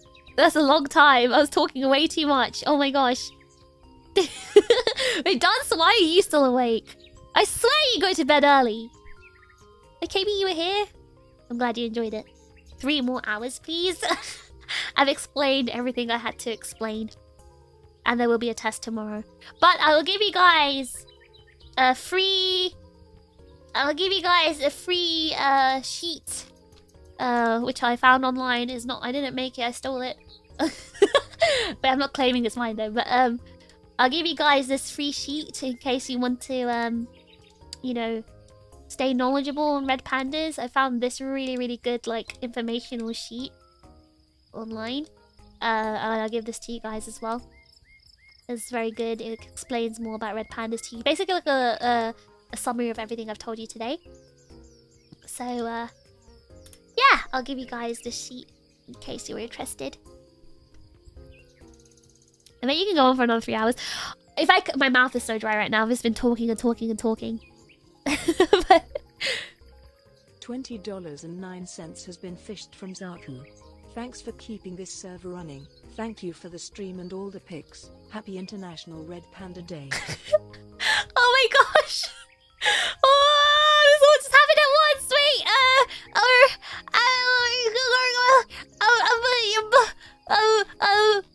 firstly, thank you that one Anon for 5 gifted memberships. What the heck, you're crazy! Thank you so much! W the one Anon, thank you so much for 5 gifted. That's crazy. Thank you so much. WWW gifts, thank you so much. And Meep as well, thank you so much for the gifted membership. W Meep, thank you. Someone donated to the Future Wildlife Fund. If only I was able to like work with the Red Panda Network, I could have done some sort of like donation thing stream today, but I didn't get a response to my email, so maybe they didn't see it in time. Zaku as well, thank you so much for the $20.09 because it's the 20th of September. It's International Red Panda Day. Thank you so much for the server contribution. Thank you so much. I really appreciate it. W Zaku. Thank you. Thank you, W Zaku. W the one and on. W Meep. Thank you, thank you, thank you. I hope you guys enjoyed today's educational stream. And hope you enjoyed being in the Red Panda Forest. I did want one. I was hoping one would come out. I was hoping one would come out and join us, but it seems that they know we're here and they're feeling very shy. So I think they're hiding above in the trees. We can't see them. Hope you guys enjoyed my new outfit today. Worked hard finding all the pieces and making the coordination. But yeah, it's still the one you pocketed. That's not real. It's a toy. It's a plushie. But yeah, I hope you guys enjoyed today's stream. I dyed my hair for this. Temporary dye. I'll wash it off. I am wearing contact lenses as well. I'm gonna take those off as well. But thank you so much, everyone. It was very fun. Again, I hope you enjoyed the outfit. Very red panda. I didn't capture any! I would never capture a red panda. They're made for the wild, everyone. They're not made for being captured. But yeah. I will raid into LAN. I'll raid into LAN.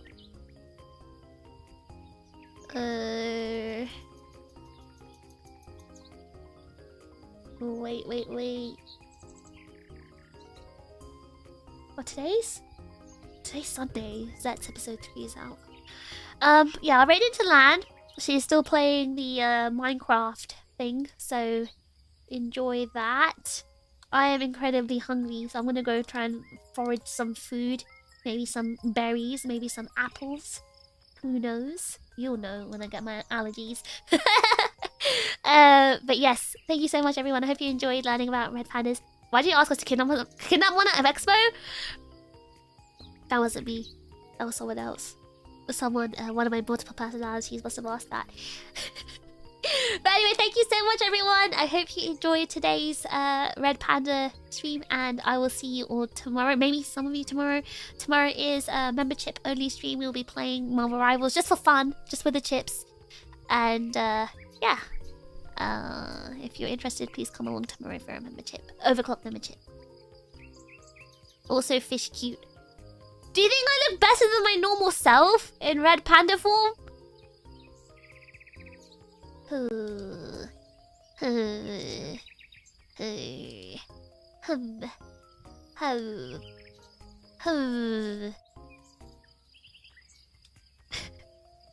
Anyway, I will see you guys overclock memberships tomorrow. It's time to finish this.